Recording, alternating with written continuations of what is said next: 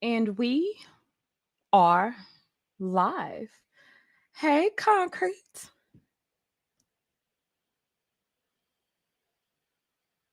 Okay, Concrete is frozen. But Sorry about that, child. Hey. What's good? What's good? What's good? I don't know why it's doing. your audio isn't matching your visual. Um, I'm gonna have to hopefully power we'll be down, able to but get that resolved. yeah, I'll wait till after we get it started, and then I'll go out and come back in. Okay. Well, you guys saw that we did a show last week reviewing the Prince excuse me, reviewing Charleston White and our girl, the Queen Maker, Princella Clark. Honey, we've had her on twice. And so we decided to do a review. We've seen she is blowing up all over social media, and we were like, you know what? As opposed to talking about her, honey, bring her on so we can just talk to her and really have a real conversation about the things that we really want to talk about, the shit that we really want to get down to the bottom of. Uh-uh. Mm. Then let me tell y'all.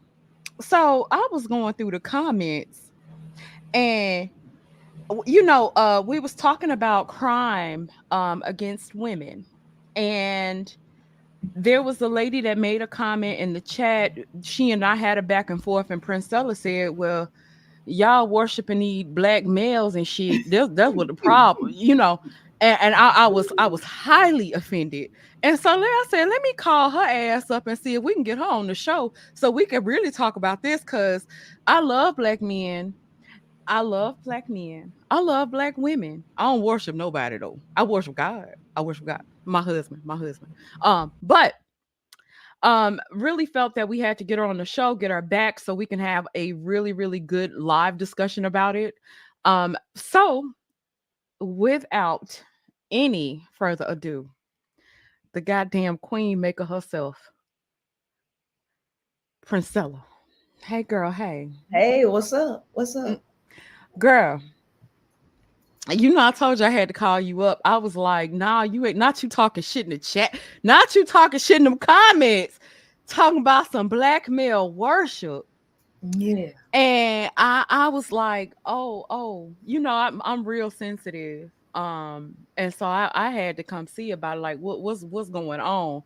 Um, yeah, girl, what's going on? How's everything going? Let me see how you doing first before we get started, child. Okay. Well, everything is well. Um, it couldn't be better. Um, I got hit by girl, I just got hit.com. The school bus. The school bus tore my damn car up this morning. Parked. Right. So yeah, so now I got extra stuff to deal with on my hands. So my Baby, but it was a school bus. it was a school bus. Yeah, yeah. They got to take care of it, but damn, All your insurance. Your yeah. back ain't hurting. You look like your back hurt. Just, they tried to get me to say that and all that stuff, Your but neck ain't hurting, babe. I mean, I'm be honest with you. yeah. Sometimes when you're hit, it takes a few days for the adrenaline to wear down to where you start to feel it. Mhm. So you still might want to consider going to the doctor or the hospital or something. Because sometimes when you take a big impact, you take a hit, your adrenaline is up. You know what I mean? So I Mhm. would still just consider, you know, Man, just I ain't gonna lie consider. to you, man. I'm pretty straight up, and I really ain't into the gameplay about all this. I ain't hurt. I really ain't, and Okay. I got so much crap going on. I really don't have time to be juggling no extra stuff just because school bus hit me. Right? I just want Okay. my damn car fixed. That's it. Just fix my Got you. damn car, okay? Well, I'm hoping you get a new car out of it. Yeah, well, either one, just fix my damn car. New car, fixed car, just give me a car to ride, okay? All right. Yeah. That's it. Don't let them the last time I had an accident, it was somebody else's fault. Their insurance tried to play so hard. So I had really had to get my insurance on and go back and forth and battle with these people. So it became ridiculous. Then getting them to reimburse me because it took longer than they anticipated to fix my car. So Right. struggling with the rental and stuff, honey, I was so over it. But Yeah, that's too you're much. okay. Like, no, I'm serious. I got so much that I got going on. I got like the business team having me do stuff like for the Mm-hmm. business. I got all of these shows that people got booked, and I got these books, and I really am overwhelmed with so much stuff that's going on. I don't have time to play with these people. Just fix my car. Got you. Yeah. Yeah. Got you. Yeah. So, what do you have? Okay, we seen you released the 41 Shades of Men. Mhm. How's that going? Oh, I man. saw you had some great book sales. There's a couple people on my timeline that don't know that we've been associated. Mhm. That I've seen actually recommend the book and talk about the book. Oh yeah, the book is off the chain, right? And the sales are global, right? I got women Yeah. all over the world purchasing my material, because no matter what you are talking about, you always got to stand on principle, right? When you Facts. start getting into stuff like race and all that, man, you start to muddy the waters, because really it's really just about principles, right? It's about facts, it's about science, right? Right. All that extra stuff is irrelevant. So I appeal to a wide demographic. And it's so interesting because people keep asking me, well, Priscilla, what's your target audience? Women. Well, what age group? What profession? Women. You know why? Well, what age group? From 15 to 80. Because literally when you look into the women that's listening to me and purchasing, they're of all age groups, they're of all racial and ethnic backgrounds, they are of all professions. I literally had a woman today make a comment telling me that she had a master's in biology, and that she's never heard a scientific breakdown the way I break it down. I always have like high level scientists backing up what I say, right? And they've been backing it up for 2 years now, right? Okay. You know what I Okay. mean? So, Has your oh, my brother's in the chat, child. Oh my gosh. Hey. Okay. That's my brother slash spiritual advisor, honey. He off the chain. Honey. He off the chain. mhm. Um, has it been surprising with your white demographic at all? Because when you're black, of course it's easy to get a black audience, but has your white demographic surprised you? No, I'm surprised. I'm not surprised, but I have had white women realize the mind fuck that's been played on them, and I've seen a few of them apologize for the negative beliefs that they've held due to ignorance and all that stuff. Yeah, it's like that. It's like that. I got Mm, I I get inundated with emails all day, every day from all over the globe, right? yeah. International, right? And Mm, so I despise one of the things that I despise is just because the message is coming from a black woman, people mm-hmm. try to box me in and try to say that I'm talking about black men. They just want my attention so bad. They want my attention so bad. I talk about men. And Okay. so I don't give a damn what your ethnicity is, what your race is. Men all over the globe, Chinese, white, right? Indian, male is a male no matter the ethnicity. So when people keep trying to box me into this black thing, I just I don't even entertain it, because I'm listening to people who want to be victims so bad. They Mm. just want the That's attention. interesting, child. Yeah, That's real interesting. yeah. I mean, I had a world-renowned primatologist, 50 years in the game, primatologist, white dude, right? Hmm. Right? On my channel. Science. All I care about is science and the facts. I spoke to Jane Elliott and I dragged her up and down the intellectual How did that go? You know what? I was like, baby, this is the thing with me. I don't generally sign up for people's memberships because Right. I don't be wanting nobody's money. I don't want nothing coming out of my check. Then it has to. Right. So I saw that you interviewed Jane Elliott. Of course, we're very familiar with her. She did the racial experiments back in the day, Mm-hmm. and that was global. Mm-hmm. So how did that go? Oh, I exposed her so cold as being a smooth fraud. I made her disconnect from the interview. Oh, I'm not ready to have this conversation. I wasn't prepared. But that's what earlier in the conversation you said you were ready to go. You was prepared. That I couldn't teach you nothing. And it wasn't nothing that I could say that you ain't heard before. Shit. By the time it was over within, I think it was maybe 45 minutes, hour maybe. 45 minutes, girl. Tapped out. Not Big Jane, girl. Yeah, she's smooth fraud. Been playing black folks and don't know nothing. And to make a long story short, how you want to dismantle racism and you uphold and support the very people who push racism. See, she didn't want to descend to that white man. She told me, well, if I believe what you believe, then that means I would have to talk against the very people that made it possible for me to do what I do. Yeah, that came out her goddamn mouth. I exposed her to be a damn fraud, so cold, right? See, I don't play. I don't care the race, the age. I tell the truth. And Jane Elliott been pimping the black community.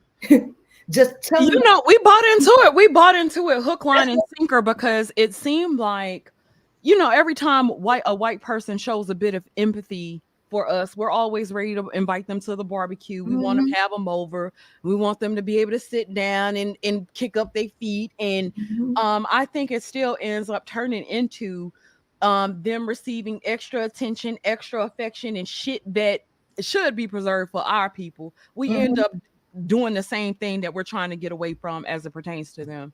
So that's really interesting. It was cold. It was cold the way I did it, because it's like she got a pre-programmed tape that's running in her head. Yeah, she's been with the same shit over and over.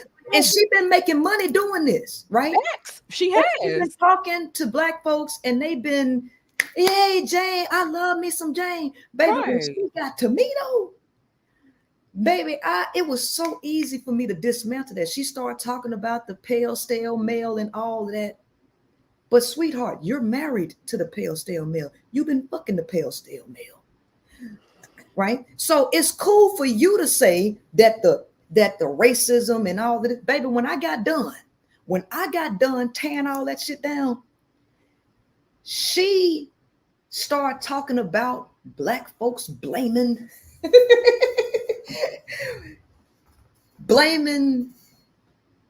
these pale, stale males, because she started taking up for these pale, stale males by the time I was through with her. Girl, that membership is worth it, honey, because when I say, when I discovered Jane maybe about a decade ago or so, and was watching the experiments, and I think she was on the news and shit at one point, like Dateline or some shit like that back when.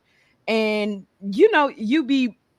I think we kind of have you want people to be able to empathize with you, but when it's another race of people and we feel like we've been oppressed by that race, you want them to have an understanding of you. So it seemed like she was demonstrating some understanding of, especially since she had taught in the school system and she was working with the children and talking about how they've been conditioned to worship white people, but a victim to her own conditioning. But see, now check this out. This is the same. If you can see that with white people, why can't you see it with the male? Because this is the same exact thing that Derek Jackson did. Women want men. Women have been dogged by men.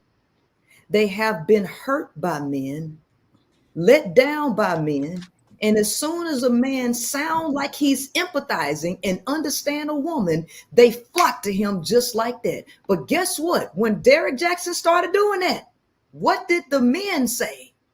Oh, he a simp. He just telling y'all what y'all want to hear. Collectively, men said that. Why would they say that if it's possible for a man to be genuine?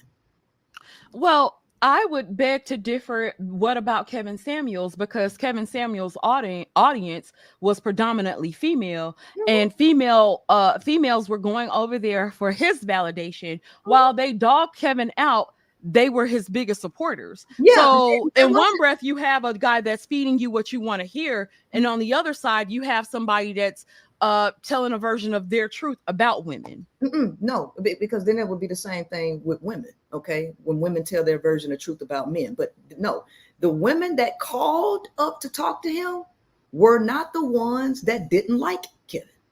It was the ones who wanted his validation, because I never called his show, and it's a bunch of women that never called his show. I never called his show. Right Now he actually came over here before he blew up. Don't get me wrong, we were familiar with him and we were in the same spaces quite a bit, and he would come over here every now and then. But I'm married, so I didn't have a reason to. And Concrete was we both got married within the time frame, so we didn't have a reason to call into a show. So right, so they're the ones who wanted his validation, because when you don't care, you're not giving nobody no attention. I never called that. I never watched his show, and I never called his show, right? Because I don't care about your validation. And there's a bunch of women that didn't, but it was a bunch of women that did. Why? Because women, it's Stockholm syndrome. They want to figure out how to, quote unquote, get it right with men. And no matter what they do, right, it don't work. That's just a fact. Hold on. No matter what they do, it doesn't work. So Kevin took pride in cutting women down.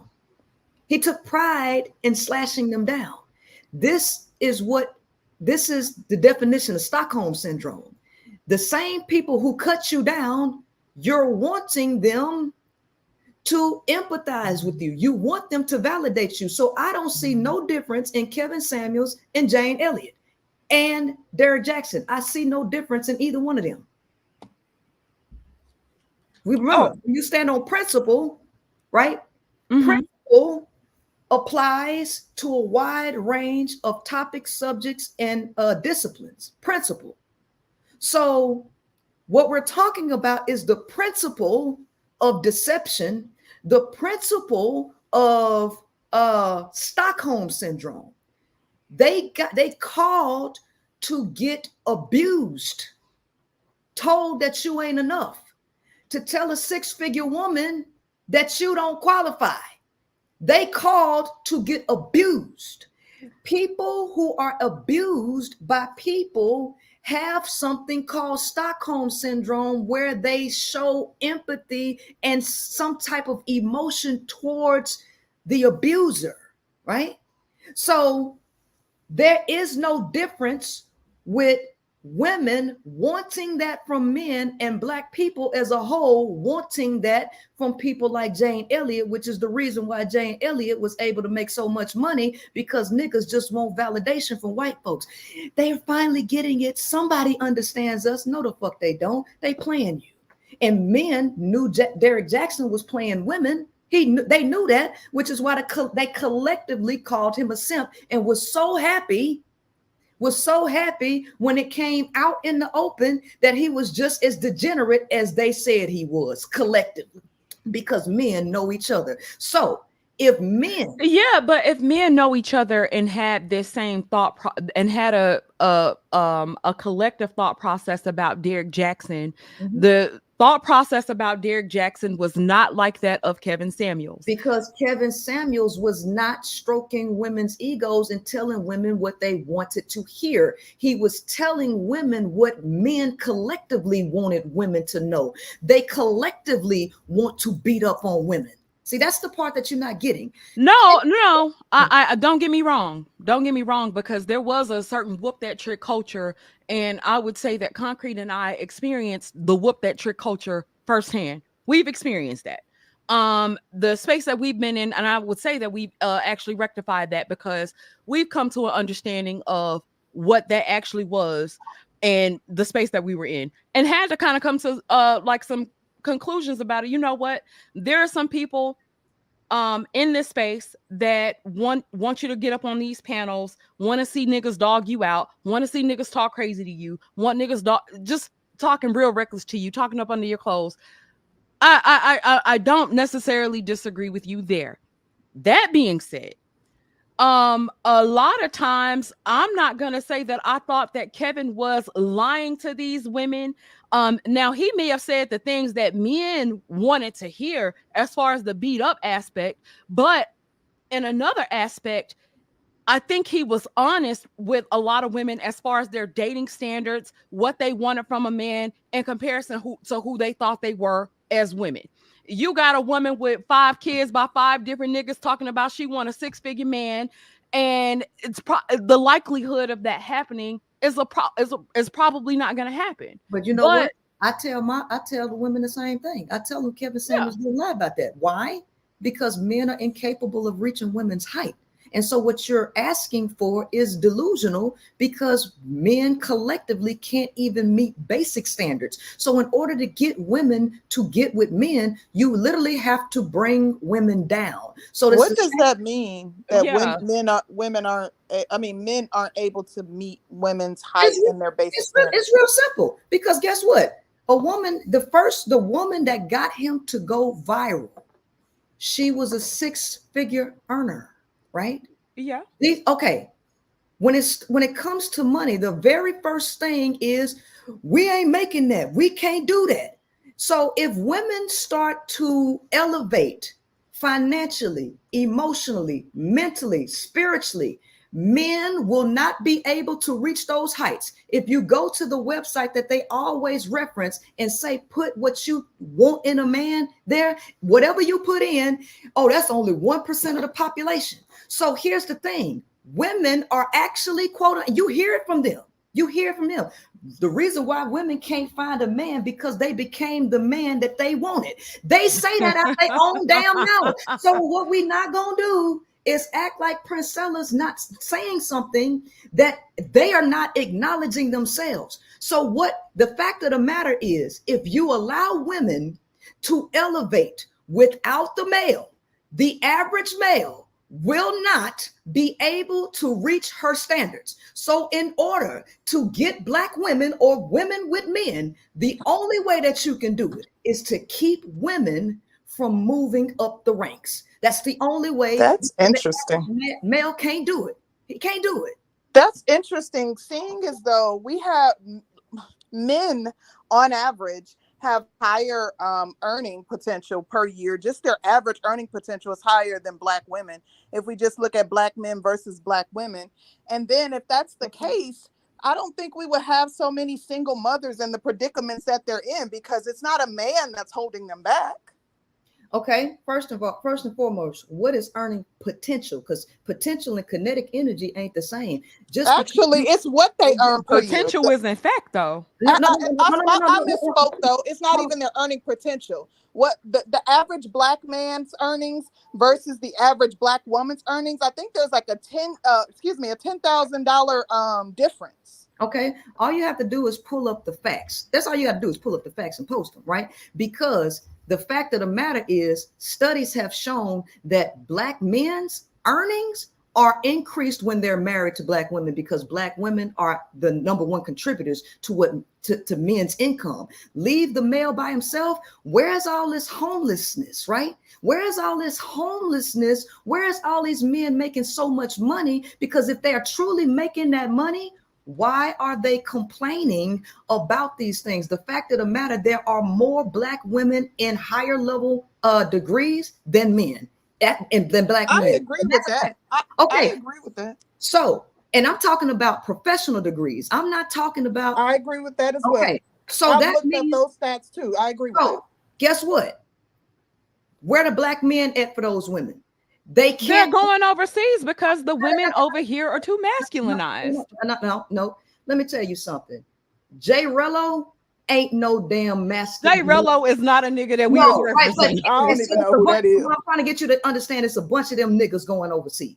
A bunch of niggas like that going overseas, okay? So it ain't these high-level ass men that's just going overseas. It's just not them. It's a bunch of desperate dudes going overseas. Do you have some that are actually making and earn? Yes, but people with major earning potential, they don't have to run from the United States because they got it like that anywhere they go. No matter where they go. So a lot of these dudes are stone cold tricks, and it's too expensive to trick in the United States. Let's keep it a buck. It's too damn expensive to trick in the United States. So take your ass to a third world country so your dollar go longer. That's what they doing.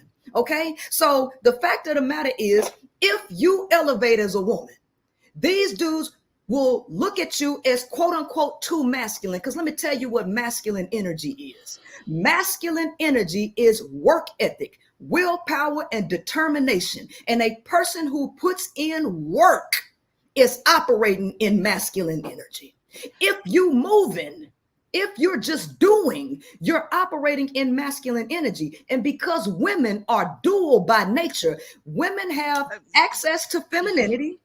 They have access to femininity, which is a creative energy. When you combine that natural access to feminine energy, which the majority of women have because they are in the feminine vessel, when you take that mental femininity, which is creativity, and combine that with work ethic, willpower, and determination, you create with ease. The male is struggling to do that shit. He's struggling. And then he resents women who actually help him, because the fact of the matter is, most of these dudes have been lifted up off the backs of a damn woman, but they hate women so damn much. They living in these women's houses, but you talk shit about them. Your ass supposed to be on the motherfucking streets. You jump from house to house. You use these women's food stamps. But then wait, hold on. Yeah. A nigga can't come in nowhere I ain't invite him to. Hold A on. nigga can't stay anywhere I ain't let him. No, hold on. Stop. Okay. Your argument is that men are leaving women because they're too masculine, but these you do have some that are, and that's been an argument from the black male community that our women are too masculine. Hold on, the black male the majority of them should fail, but the reason why they have not failed totally is because they've been on the backs of black women. That's a fact. But you're saying that, Priscilla. Go ahead, finish your point, and then I wanted to ask you a question regarding that, because I find that to be very interesting. Yeah, but it's a fact, okay? So you have dudes. Well, I want you to be able to quantify that. Hold on. Okay. The evidence is right in front of your face, because who is it that's letting their son who's selling drugs stay in their house? The black mama. Okay. Exactly. That was going to be my question. So, don't black women have a part in that? Do y'all watch my show? Because everybody that watch my show tell you I talk to them about that. That's the reason why people are mad, because I'm telling kick these niggas out the motherfucking house. Right? That's right. The responsibility of women to turn this around is to stop caping for these niggas. Let their ass sleep outside. Kick your raggedy son out the house. Kick that motherfucker out the house. Yeah, I'm talking about that, because see, y'all want to talk about black men and not realizing, you don't want to acknowledge that a lot of these niggas ain't shit, but y'all mad. No, that's not true. We can acknowledge that, Priscilla, but we're saying that there's fault to be assigned to both sides. If black women are like, who raised them? We can't say that the black community has been abandoned and it's full of single mothers, and then at the same time say that the men ain't ish and it's black men's fault. This is y'all problem. And this is the reason I like y'all. But this is the reason why I don't talk to people on channels like this, because y'all focus on pointing the finger. I'm focusing on changing the damn world. Not at all. I'm focusing on changing women's behaviors. I'm focusing on changing their beliefs that will trigger them to change their behaviors. Y'all want to point the finger. I'm not pointing the finger. I'm teaching women. I'm teaching women how they have fucked up in their belief systems, which have contributed to the mass delusion and the mass destruction. They have a major part in it because women are the collective unconscious. So I think that's where we agree. I think that's actually where we agree at. So that's a common talking point that we use, and we're not trying to point the finger. We just want to have an honest conversation. And I think what prevents men and women from being able to communicate is both sides don't want to take accountability. No, and we're like, okay, well, there's fault to be assigned on both sides. Let's have the true conversation. No, like we know that there are things that Black women can work on, and there's a whole lot of opportunities as it relates to Black men. So that's not pointing the finger. We're saying we see it from both sides. Listen, this is what y'all not getting, because y'all not listening to me. Y'all are talking about accountability, yet you don't even know what accountability is, because I know what accountability is. Your word tracks are suggesting blame. Blame and accountability are two different things. Accountability is being able to look at a problem and say, okay, this is the whole problem.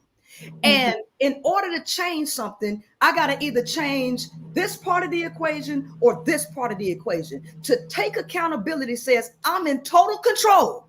I'm in 100% control. So I'm going to change something to change the outlook. I don't give a fuck about what Black men are doing or not doing. I don't care. I talk to women to get them to see the overall picture of how they have contributed to the mass fuckery. And since men ain't gonna change, 2 + 5 is 7. If you keep adding 2 + 5, it's gonna be 7.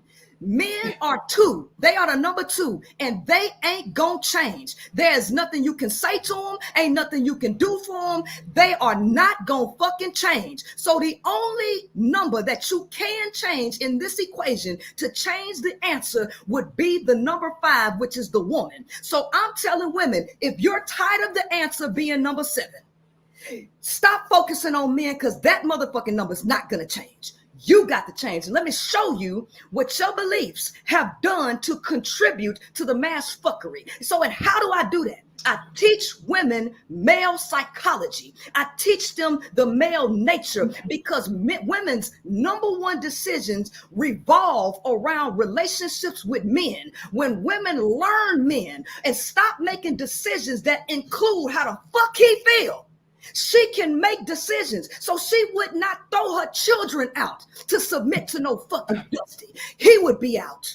Let me say this, Princella, real quick though. Like, as it relates to that, I think that the reason why we focus on accountability is because we understand the importance. Like, to have an honest conversation, we do need people to own up to what they're responsible to in the problem. If we're talking about, I'm an analyst by trade, and I look at the root cause analysis of whatever the issue is. So yes, we can talk about the fact that the Black community is effed up, but we can't talk about that without talking about the reasons as to why. So if we're going to talk about the reasons as to why, it's important for all sides to take accountability. I understand what you're saying as it relates to Black women, but without Black men, there aren't any Black women. So are we literally just throwing the baby out with the bathwater and saying all Black men, screw y'all? Hold on. Women ain't responsible for changing these niggas. Okay? I agree. Okay, so I'm working on changing women. Why are you talking to me about women's accountability about men? Men are responsible for their shit. But y'all, I'm talking about what our channel is about, not what you discuss. Y'all talking to me and asking me questions as if I'm blaming men. I don't give a fuck what men thinking, doing, feeling, or believing at this point. I'm not trying to change their behavior, because the only way a male is going to change his behavior is when a woman change hers. That's it. He ain't going to do it no other way. As long as women are on the motherfucking ground, that's a good point. Men are going to continue to do the fuck shit that they doing. So I don't give a damn about what the hell they doing. I don't care what they believe, and I don't care what they think. I care about what women think. I care what they believe, and I care what they're doing. And the only way to change the woman's behavior is to tell her the truth. Let me ask you this. And the truth of this reality right now. Let me ask you this. I have to hold on. Like what you said about. Go ahead, Danny. Let me ask you this. What made you get to this point to where you woke up one day and you said, let me inform the women, let me get women in line what was that final straw that made you get to that point? Okay, so let me tell you something. I've always been intelligent. I've always been smart. I have done everything that I could do to work with black men. And I ain't worked with no dusties. I ain't never dated a fucking thug, right? My mentor was a political activist in the black community. Mm-hmm. He would always go to city council meetings, showed me how to go to city council meetings and all that stuff, politics, right? And guess what? He was the first one to work with me in music. He did the same shit that niggas do, right? Because they're using you as a tool for their own purposes, right? So that's the first thing, okay? First thing. Second thing, because before all this shit came about, I was pro-black in 2006. Mm-hmm. So I was here before all this shit popped up on the internet, right? Right. So the first nigga after him to mess over me was from the Nation of Islam. So mess over you in what sense? Were you fucking around with the dude? He fucked you over. Him and the so-called sister wife took about $40,000 from me. Okay, so you were in a polygamous relationship. So-called polygamous relationship, but clearly it was a game, manipulation. But this nigga was in the Nation of Islam. Now I'm dealing in the conscious community where the nigga's supposed to be righteous, right? Right? The nigga's supposed to be righteous. Cut the fucking games. They supposed to be righteous. They supposed to be righteous. All right. Now I'm prime age, right? I'm in my 20s, early 20s. Naivete,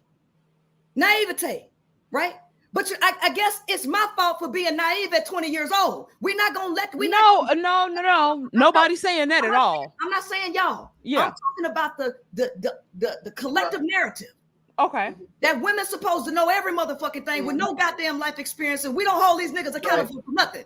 But we say, oh, you choosing Pookies and Ray Rays, but it was a nigga from the Nation of Islam, right? Mm-hmm. That hit me for 40 grand. Okay. It was my mentor who was in politics in the conscious community, right? That ran some game on me. Okay.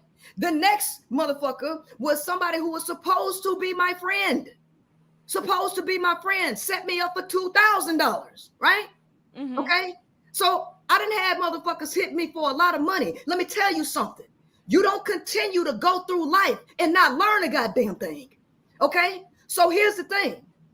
I done been raped by these niggas, raped at 12 years old. Let's cut the games. Oh, we're not going to sit up here and say that I'm damaged goods without no damn sense. I done learned my lesson through the school of hard knocks, right? So raped at 12, nigga played me for 40 grand. Another one played me for 2,000. Okay. He trying to set me up. My mentor trying to set me up for some political shit. Right. I have a nigga rob me. Okay. All right. Coming from, he put some,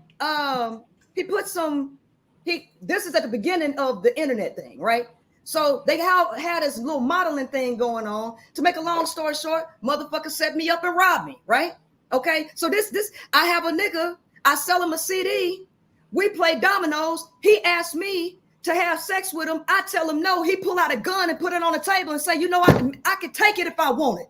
I'm not gonna let none of y'all sit up here and ask me like these niggas ain't out of fucking control. Like, well, let me ask you this. Whoa. Let me finish saying what I'm saying.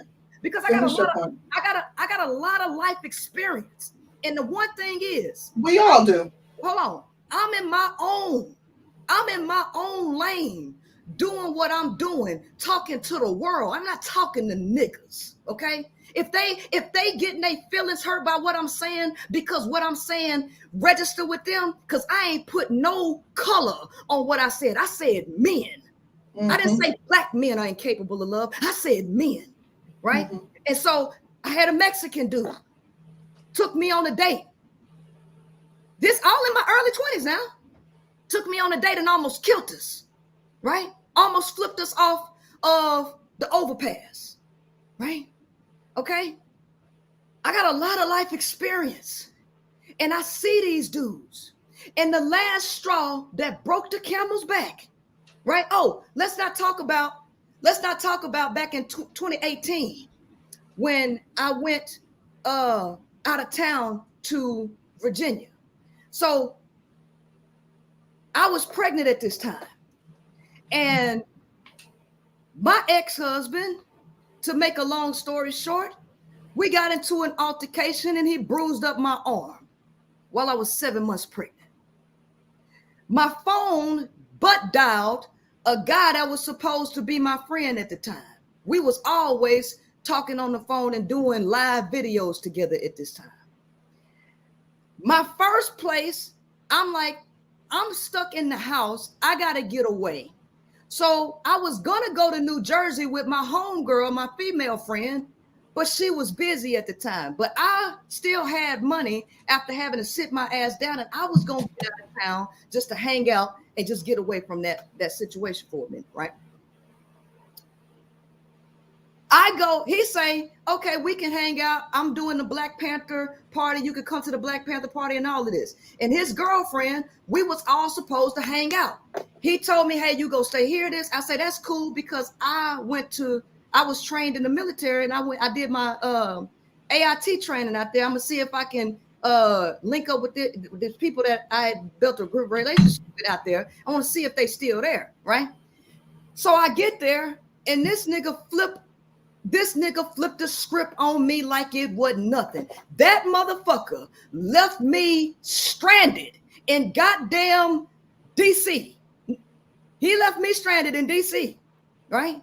All because this nigga switched up behind a chick and because he was fucking her, right? And I don't know what the hell happened between them, but he started acting real shady. But me and him was supposed to be cool friends. When I called him out on the fuck shit that he did, he started gaslighting me. This is male, but this nigga's supposed to be pro-black. This nigga's supposed to be. But the thing is, though, Princella. Oh, you asked me a question. She asked me a question how I got here. So let me tell y'all something, okay? I'm gonna tell y'all something because I'm real serious about what I do, and my movement is growing. And I'm not finna justify. I'm not finna argue with nobody. And I told him this the same thing on Sonetta. If y'all want to know why y'all ain't gonna challenge me on what I'm teaching these women because I don't give a fuck about these dudes at all. I don't care what they talking about. I don't care what they think. My message to women is changing their minds so that they can stop being abused, so they can stop being confused about why men behave the fucking way they behave, so that they can build better relationships amongst themselves so that we can help the community because it's gonna take women to do it. So if anybody's trying to challenge me on that, I'm telling you, I'm at this point, I'm done talking to people. So I'm gonna tell you how I came to this conclusion, why I do what I do, and I'm not gonna keep going back and forth with this because what is it to say? Because I don't operate in the pro-black space. I don't, and I'm not talking about niggas. I don't care. Okay, I care about women all over the globe, black, white, Latina, Hispanic, Asian, Arab. I care about them. These niggas, these reckless motherfuckers that's raping these women, fucking their kids, killing them. I'm not talking to them. Now, I'm just finna say what I'm saying, and then whatever y'all say, it's cool, but I'm not going back and forth on this because I'm not here to challenge. No, I wanted to know how you got to a certain point. Yeah, I really do, and I'm very interested in how you got to a certain point. Yeah, finish your story. Okay, so after all this, here's the thing: it ain't me. I'm not a bad person. I'm not doing harm to nobody. I'm doing what society said need to be done to get along with niggas. Okay. Playing the submissive role, helping the motherfucker out, and that shit ain't working. Were you ever in love? Motherfuckers pulling guns on me, raping me. In 2016, I was raped by somebody I was dating. And he told me, ain't nobody gonna believe you because we was dating.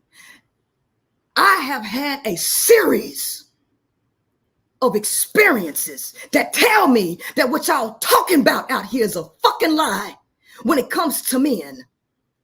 Because over and over and over again. Me being around men, working and listening to them talk, listening and watching how they running their wives into the ground, how they cheating on them with people at the damn at the job, listening to my manager say how when his wife leave the house, he fucking her niece, right?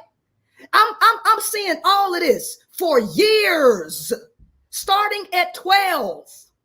And then my cousin is in jail right now because he raped some chick. And his whole life, he's been a fucking degenerate. Go in middle school, he calls himself robbing a woman, a candy lady with a damn cap gun. My cousin been degenerate this whole time. And he's been in jail for 10 fucking years now because he keeps doing degenerate shit. And people keep coming to Cape for him. They sending him money. They're writing him. They flying to go visit this nigga in jail. But he been a degenerate his whole goddamn life. He's been sexually reckless since we was kids. The boy did something to me and the family didn't believe me. And they still take up for this motherfucker. Okay? Okay? So this is a pattern of male after male everywhere you turn. It doesn't matter the socioeconomic background. It don't matter. It don't matter their profession. It don't matter nothing. The last dude, a millionaire, tries to sabotage his own company to sabotage me because he's jealous of me. Because I'm so smart, I know about this industry and you need my help. So instead, you are jealous of me. You let a nigga steal out of my car. He stole a gun out my fucking car. Right? And then they worked with each other to put it back in a different place that it wasn't and act like I was the crazy one. Now this is happening with a motherfucking millionaire who's running a company. You're doing this at your own goddamn company. It's something wrong with men. It doesn't matter their economic status. It doesn't matter if they're Pookies and Ray Rays. It doesn't matter if they're short or fucking tall. And so after learning all of this stuff, and keep getting the same thing for 25 years. For 25 motherfucking years. It's the same shit over and over. At this point, I have got to now say, what's the problem? Is it me? Or is it something wrong with men? Let me ask you this question. I've had similar experiences with men. Mm-hmm. I won't sit here and lie. I won't sit here in front to you. I've also had some real fucked up experiences with women. Have you had any fucked up experiences with women? Nope, nobody but my mama.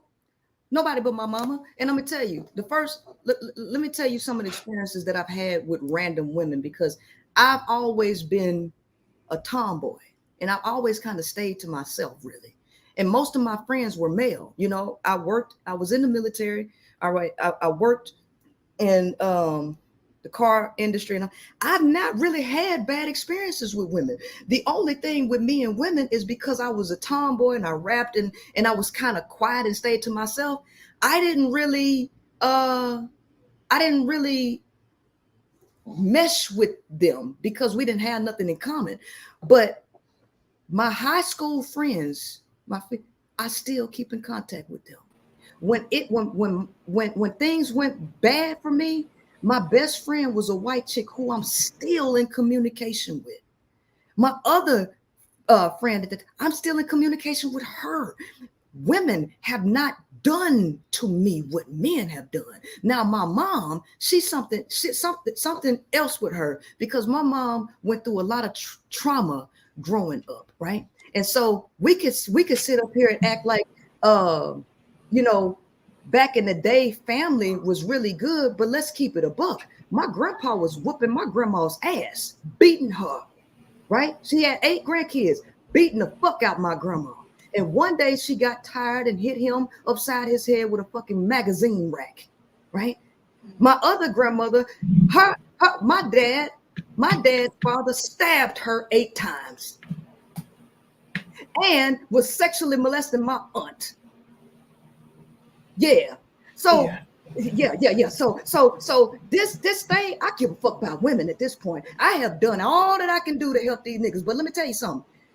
When I needed to go to college and I didn't have money at the time, it was a white woman that saw how much drive I had. It was a white woman who saw how smart I was, and she gave me a $500 book and a $300 calculator and made sure that I got what I needed when I ain't had no money, right, to go there. So it's like women, when I was staying on the street, it was women, right, that helped me from here and there, right? I ain't never had no real issues with women. I've had issues with men though. Let me ask you a question, because I wanted to ask something about that too. Okay, I'm gonna let you right on in.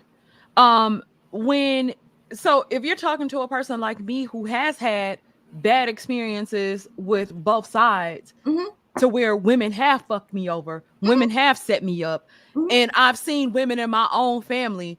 I've seen women code switch. I've seen women will present a certain way and be the total fucking opposite of what they said they were. I've seen women do some low down dirty shit.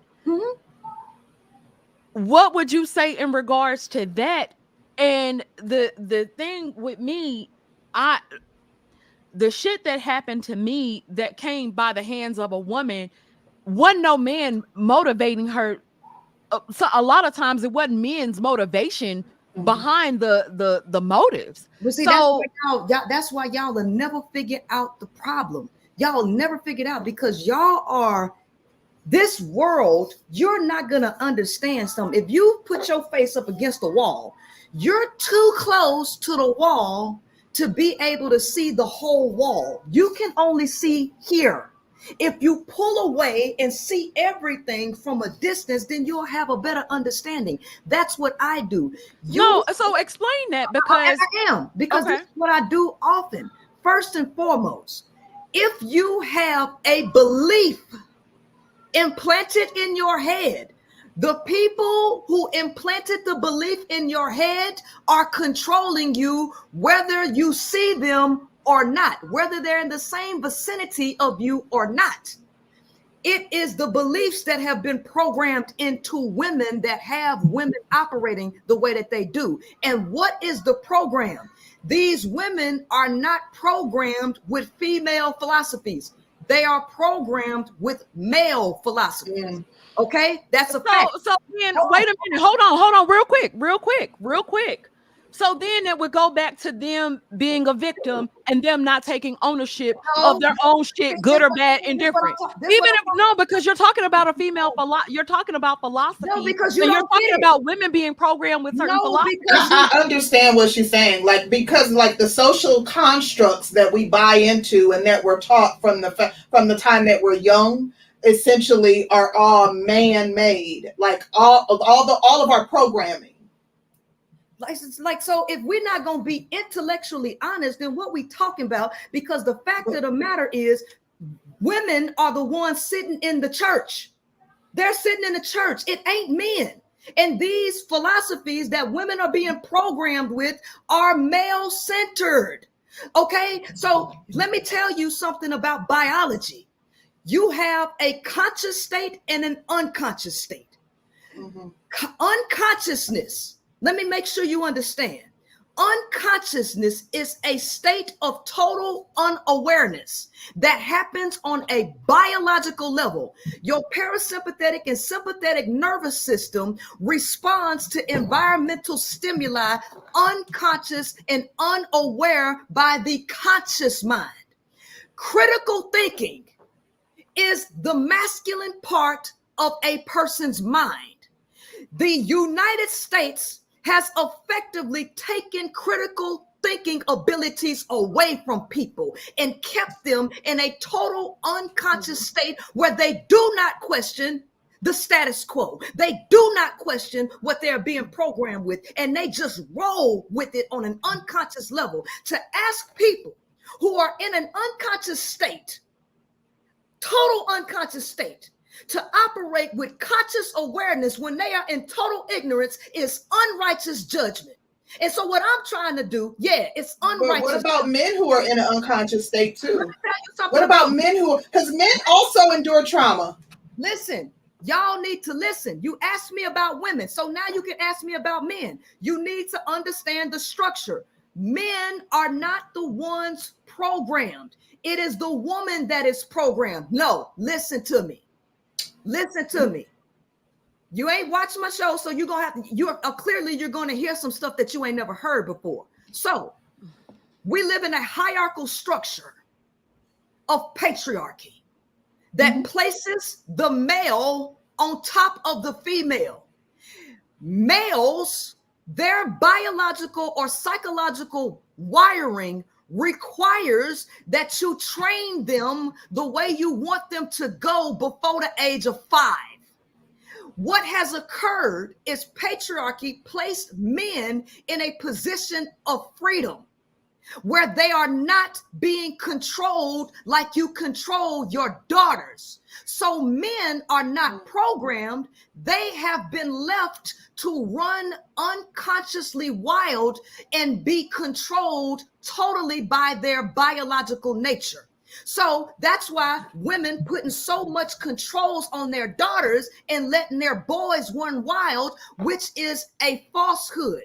They are not programmed. Women are not teaching their sons. They're not spending as much time on their sons as they're doing their daughters. So the male has no, I agree. He has no structure. That is not a program. That is his biological nature running wild. So what is the problem? The problem is this. Women have been psychologically conditioned to support and uphold male biological nature without challenging it. Okay? So this guy who was molested by his daddy, his father, who was a pastor, right? He was getting pretty much prison graped by his daddy, him and his sister. And his daddy was a pastor of a Southern Baptist church. And in his expression, he was saying that the church taught the women to take whatever they had to take in order to stay married. That is a fucking program. It ain't the males that are programmed. It is the women who are programmed to tolerate, no matter how you say it, because here's the thing, Farrakhan was preaching the same thing. Nobody give a damn about your profession. You a failure if you can't keep a man. This is the damn program. And so women did that. They did that. And they allowed these men to rape their children. They allowed them to molest their children under this program. So if we can't acknowledge that that's the truth, because I do not care to let's level the playing field, but women this, but women that. Women are the ones who got to be deprogrammed. And so here's the thing. I teach women the truth about this bullshit that you've been believing that was created by men, about men, for men. The Bible was written for men. It wasn't written for women. The Father, Son, and the Holy Ghost don't even include y'all ass. Okay? It talks to them. Okay? All of this is about men. It don't even include you. It teaches them how to use you and how to control male nature. But these dudes have no control. They have no self-control. They depend on women and institutions to control their behavior. If the lights go out right now, these men are waiting to start raping as many people as they can. They can't wait till the damn grid shut down. So let me ask you a question. And I know that go ahead, Concrete. Yeah, he pushed back on that pretty hard, like the notion that, you know, if given the opportunity that most men would run amok, that the only thing that's keeping men in line, and I know Danny was commenting with somebody back and forth in the chat in our comments. Yeah, because this is the thing with me. I don't think that it takes a law to control people. If people are gonna do what they're gonna do, a law ain't gonna be able to stop them. If that's what they're gonna do, that's what they're gonna do. I don't think anybody will be able to stop them. But that's why you have law enforcement, because you're right. The law by itself ain't gonna do shit. But law enforcement is what keeps these dudes under some control. Okay, but if you're real deviants, law enforcement isn't going to stop you from going after what you want. If that's your biological imperative to harm women and to engage in, some sort of harmful act or acts of violence against women, the law or law enforcement ain't like most crimes aren't even solved. Like the overwhelming majority of crimes aren't even exactly. Solved. And what I'm telling you is that they do it. How many children and women are being SA'd that ain't nobody doing nothing about it? Because the same amount that happens to boys that goes unreported and ain't nobody doing nothing about. And who's doing it? It's men. Both. Both. It's no, men. You can't quantify that. I said it's mainly men penetrating these damn boys. They penetrating these damn boys. So this idea, and I'm gonna tell y'all this. This is why I don't come to these. I'm gonna stop coming to these spaces because y'all. No, don't stop coming to them because I want you to get your stuff out. I want you to get your stuff out. Let me say this because it's this thing. Y'all are so adamant about trying to act like it's an equal playing ground, but men and women. Listen, y'all can do that over here. I'm trying to change women's behavior. I'm not pointing the finger. I don't give a damn about men. If y'all care so much about this world, if you really care about the world, if you really care about things getting fixed, and you really think people need to take responsibility, who you need to be focused on more so than the women, because clearly it ain't that you care about women really changing their behavior. Y'all need to really. No, I would disagree with that too. Hold on. Resolving issues between relational issues between Black men and Black women. It's not an either or for us. Because to me, without the Black man, ain't no Black woman. Without the Black woman, ain't no Black man. We literally are fighting on both fronts against people calling us mammies, pick-me's, male worshipers, and then on the other side, they're calling us sisterhood. So literally, we're not on anybody particular side. We understand that there's accountability to be had on both sides. We want to have honest conversation so that we can have some resolve in somebody. You coming over here, you don't know how many people you're impacting with your message. There's somebody that's like, okay, that makes perfect sense. I understand what she's saying. So coming and engaging is a beneficial thing. Let me ask you this question. Is there equality in these two things? No. Ain't no equality, right? Which one is the male end and which one is the female end? The outer is the man and the inner is the woman. Okay, ain't no damn equality because this male end cannot do what the female device can do. All of these devices are feminine. Do you think so? Let me ask you a question because we'll get off into these tangents. It's not a tangent. Not necessarily a tangent, but and then not even moving away from the point.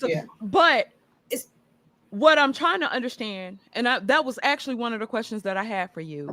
You don't think that men and women are equal, right? They're not. I'm not trying to argue against your point. I'm trying to. I think a lot of the times when it comes down to, and we have a majority male audience. Right, and I don't talk to males, and you don't. What I'm trying to do is to gather more understanding, because there are a lot of women like Concrete and I. There are a lot of women that feel, okay, I can see it from both sides. I feel like one side does this, the other side does that. What I am trying to get to a point of, you'll talk about the cause of a problem and you blame men for the cause. There you go. See, that's why I'm not doing not blame men, but you say that men are the cause of that we're being fed their philosophy. No, that's where you got this wrong. And if people don't listen to me, I don't want to talk to y'all because y'all are misconstruing what I'm saying. I'm not trying to misconstrue. I'm trying to understand it. No, first and foremost, y'all are a Black channel. You're talking to Black men who complain about white supremacy, patriarchy. Who are the creators of that? White men, not white women. Men created. They buy into patriarchy. They don't complain about it. They like patriarchy. Listen, men created patriarchy. Women did not write any of these damn books. Okay, they didn't. So let me ask you a question. But it's white male patriarchy. Well, No. let me ask her a question. Oh, let me ask you this question. If you have a patriarchal system, what is stopping men from doing exactly what you said that their nature is? What would be the preventing? You said law enforcement, which is ran by men. The judicial system is ran by men. Why aren't all the laws geared toward men? Why aren't men able to do whatever it is they want without any repercussions? What prevents that, or what stops that? Listen, y'all really don't really don't understand this, right? So let this. No, I'm going off your logic. This was your logic. Let us. I'm about to let you hear a nigga tell you why people don't fight back in prison against the guards who only got maybe one gun or no guns, right? Because it's the same reason why niggas didn't fight motherfucking slavery when they had a goddamn chance. It's the same reason why these niggas— There were tons of slave revolts. Whoa, because it's the same thing. It's a psychological fuck to control people. But y'all don't want to look at all of this as the same across the board. No, I understand that. I do understand that. It's different because no. John Brown gave niggas, him and his sons, broke into an armory and armed niggas with guns to fight these goddamn crackers. And what did they do? They turned on John Brown and turned him in. Those people stood for slavery when it was a bunch of them that could have fought back and they didn't. Why didn't they? Why? Because the mental chains are stronger than any physical chains you could put on somebody. Chains of the male does not mean that it's not in his biological nature to run wild. So I'm gonna let you hear this dude that was on Real Life Street Stars tell you about him being a slave in prison and why all these men didn't do nothing. Let me tell you why. Because y'all don't understand the power of psychological control. I did not know slavery existed until I went to prison. See, I can speak about slavery, right? Because I've been a slave. The 13th Amendment abolished slavery unless you've been convicted of a crime. Do you understand what I'm saying? I catch you. I'm inventory. At the age of 17, a slave for the state of Texas to serve 8 years of servitude in the Texas Department of Criminal Justice. Now, why you say slave? Because some people think that, hey, once you're there, you just get a bunk bed, you get a book, and you get to just sit there and bore in silence for the rest of your days. You asked me why I said slavery? Let's go. Have you ever seen a nigga pick cotton? Nah. Where have you seen a nigga pick cotton at? Never in my life. A slave, though. Oh, slave. Yeah. Nigga, I was sent to pick cotton. That's why I said. Oh, so wait. So I was sent to sit. I ain't never seen nothing but a slave pick cotton. Wait. So you have actually picked cotton off the cotton plant? I have picked cotton off the cotton plant. Texas Department of Criminal Justice. You pick cotton off the cotton plant. I go out here to the fields, and this is something me and you would never think exists. Right around the corner here, it's plantations of nothing but cotton. The South Empire was built on cotton, and they hadn't changed it in the 90s. We was here to pick it. And look, when I got to the field, I'm like, I'm not picking that shit, nigga. I'm not no motherfucking slave.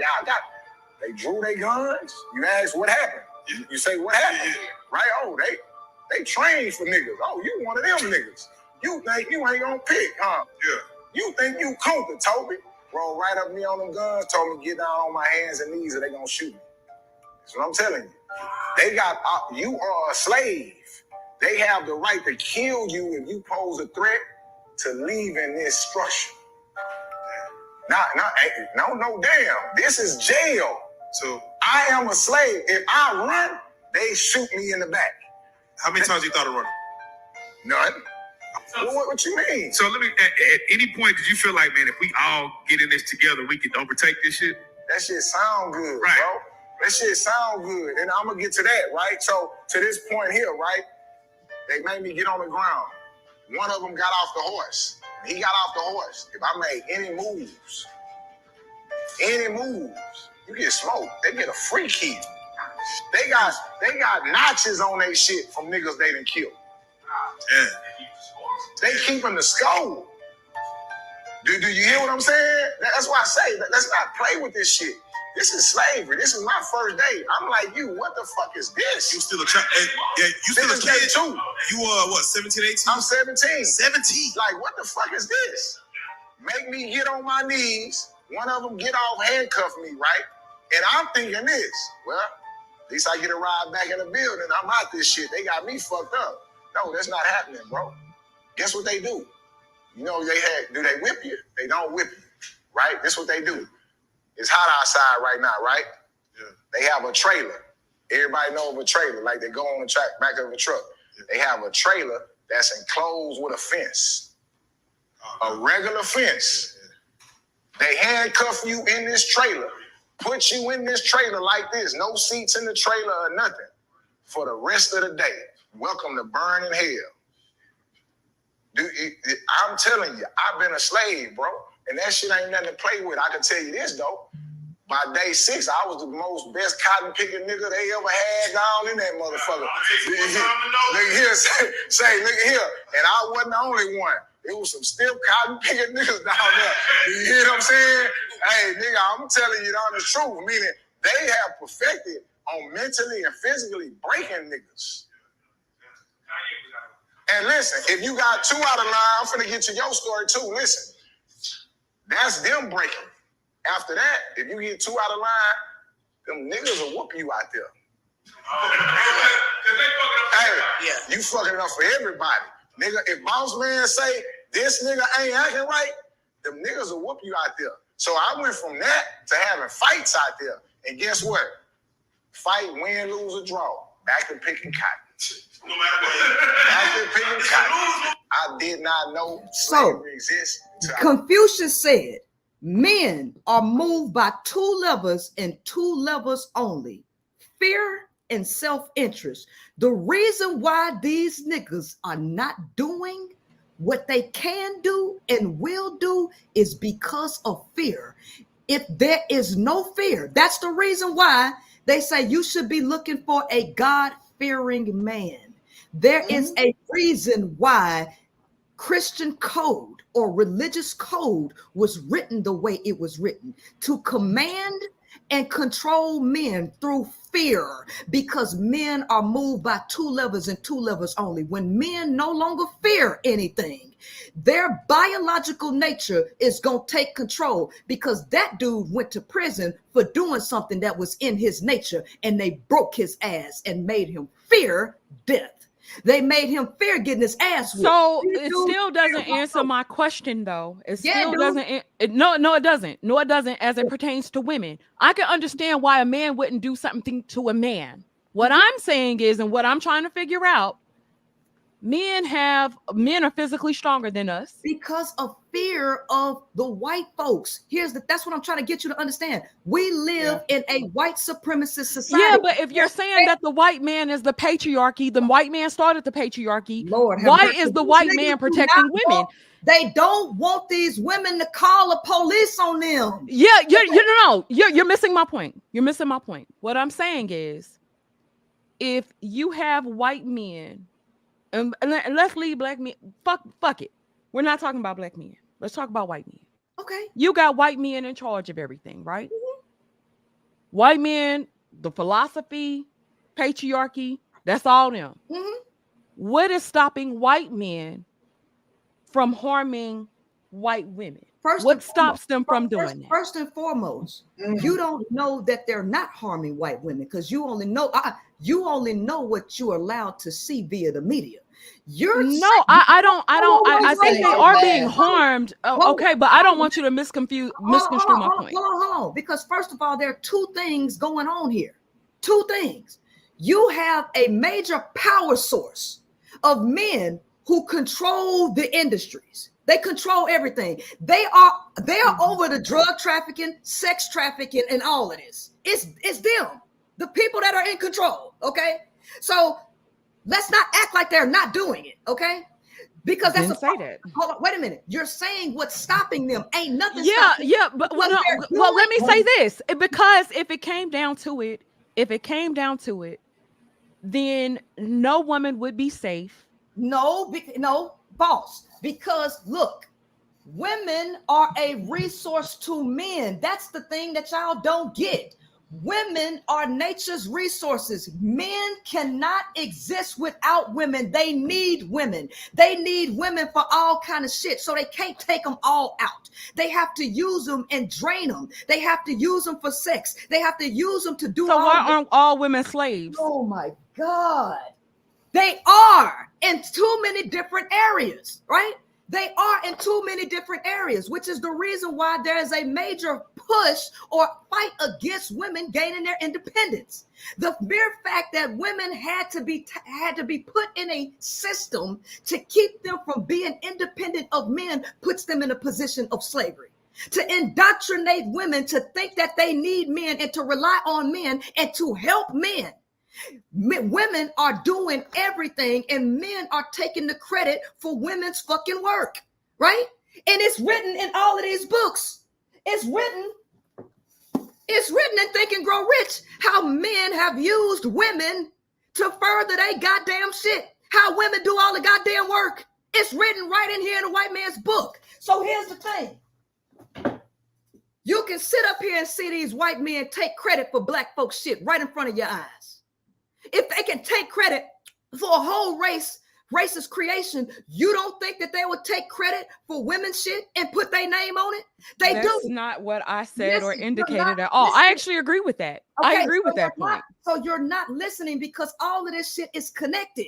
It's all connected. Y'all think this shit is isolated. It all goes hand in hand.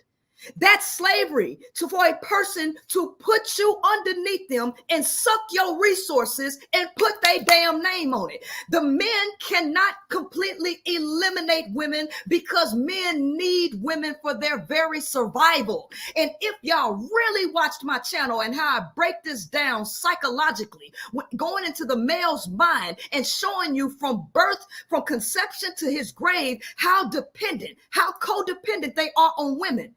Everything a woman does affects a man. They cannot just eliminate women and just kill them all. They have to have these high level people, which y'all clearly do not understand. These high level people who master the occult, they understand how to use the masculine and feminine energy to get what they want, but they can't completely kill it. They can't completely kill it. So let me ask you this. Women contain masculine and feminine energy, and you said that at the beginning of the show, right? Yeah, everybody does. Okay. You're teaching women how to be in power and in control of their lives. Of self. Yes. Of self. Yes, because that's what everybody should be doing. Being in control of self. Yeah. And they would have to take responsibility for everything that happens around them and to them. Yes, which is what we do. And here's the thing. In order to do that, because she's talking about root cause analysis. When you look at a problem, you don't just look at it from one angle. You got to look at it from all angles. And guess what? The male is a part of the problem. What do you think? What do you think? Well, I want to know this from you. What do you think men's position in society should be? We agree with that, though. The same as this goddamn thing. The same as this. What is that guy? That's a phone call. No, it has everything to do with it because if you understood the laws of nature, if you understood they're only a utility. It's all the same. Gender works the same on the physical, mental, and spiritual plane. If y'all understood this, it would be common sense. The feminine is the one that controls everything. The feminine is the subconscious mind. The feminine is the doggone. The feminine is the motherboard. The computer cannot operate without programming the motherboard. Okay, it's apple cider vinegar with the mother. Okay, the woman is the subconscious mind. Okay, because the subconscious mind in your brain, in your mind, is that place that controls your reality. It's what you program that creates your reality. The subconscious mind is the feminine mind. So the collective unconscious is the damn feminine. You cannot program a power cord. You cannot program the male. The male is not the programmable one. It is the feminine that is the programmable one. What should men's role in society be? The same here. You are support. You are a support to help meet. The true help meet is the male. So men are the help meet instead of women. Right. So and men are the neck. Women looking stupid running around here talking about submitting to a damn power cord. This is what y'all look like. Oh, it's equal. No, the fuck it ain't. Women need to be told the truth about who they are so that they can make better decisions. The phone should not be listening to the goddamn power cord. So when you listen to Jordan Peterson lets you know that 85% of men are disagreeable. You can't tell them nothing. And so guess what? Galileo said it too. You can't teach a man anything. You can only help him find it within himself. The truth stands the test of time. Men have been the same since they got here, and they have not evolved. So, trying to talk to men haven't evolved? No, they haven't, and studies show that, right? And so here's the thing: I don't go back and forth with people who are hell bent on seeing things the way they want to see them. I do not talk to men. I do not try to save men, and I do not try to help men. I'm changing women's minds. Who I'm talking to is the woman. That's the reason why all marketing campaigns are targeted towards the woman. Men are disagreeable, and they'll tell you that they're disagreeable. And I'm just showing you a physical reason why they ass are disagreeable, because males are electricity. They're not the fucking motherboards. What about when you have male guests? Is that just to highlight what you've been? Yeah, pretty much, because males come and invite themselves on my show. I don't invite men on my show unless they actually have something to contribute. Ken Billions is a regular on my show. I respect Ken because Ken got some sense to actually study and control his male nature and actually have higher level information to talk about. So I invite Ken. I invited Franz DeWall, which is a primatologist. I invited Previn Carrion. I invite these men. But the other men that you have seen on my show invite themselves.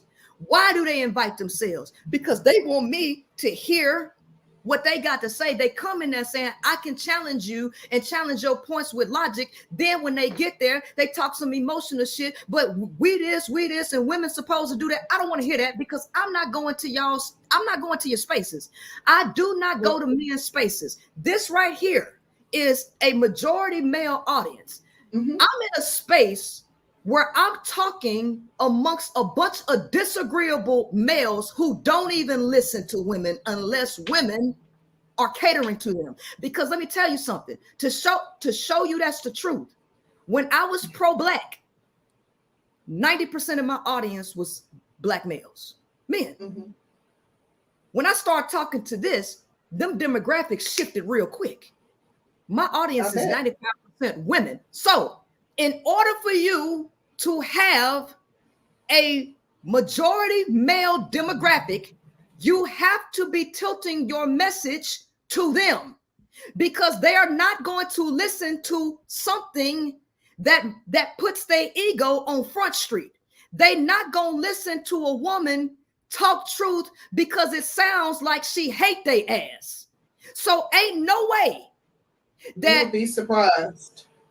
No, because We speak truth all the time to them, and they don't like it. They disagree, but they come back, they listen, they support. Like, we're tactful in our approach. You know why?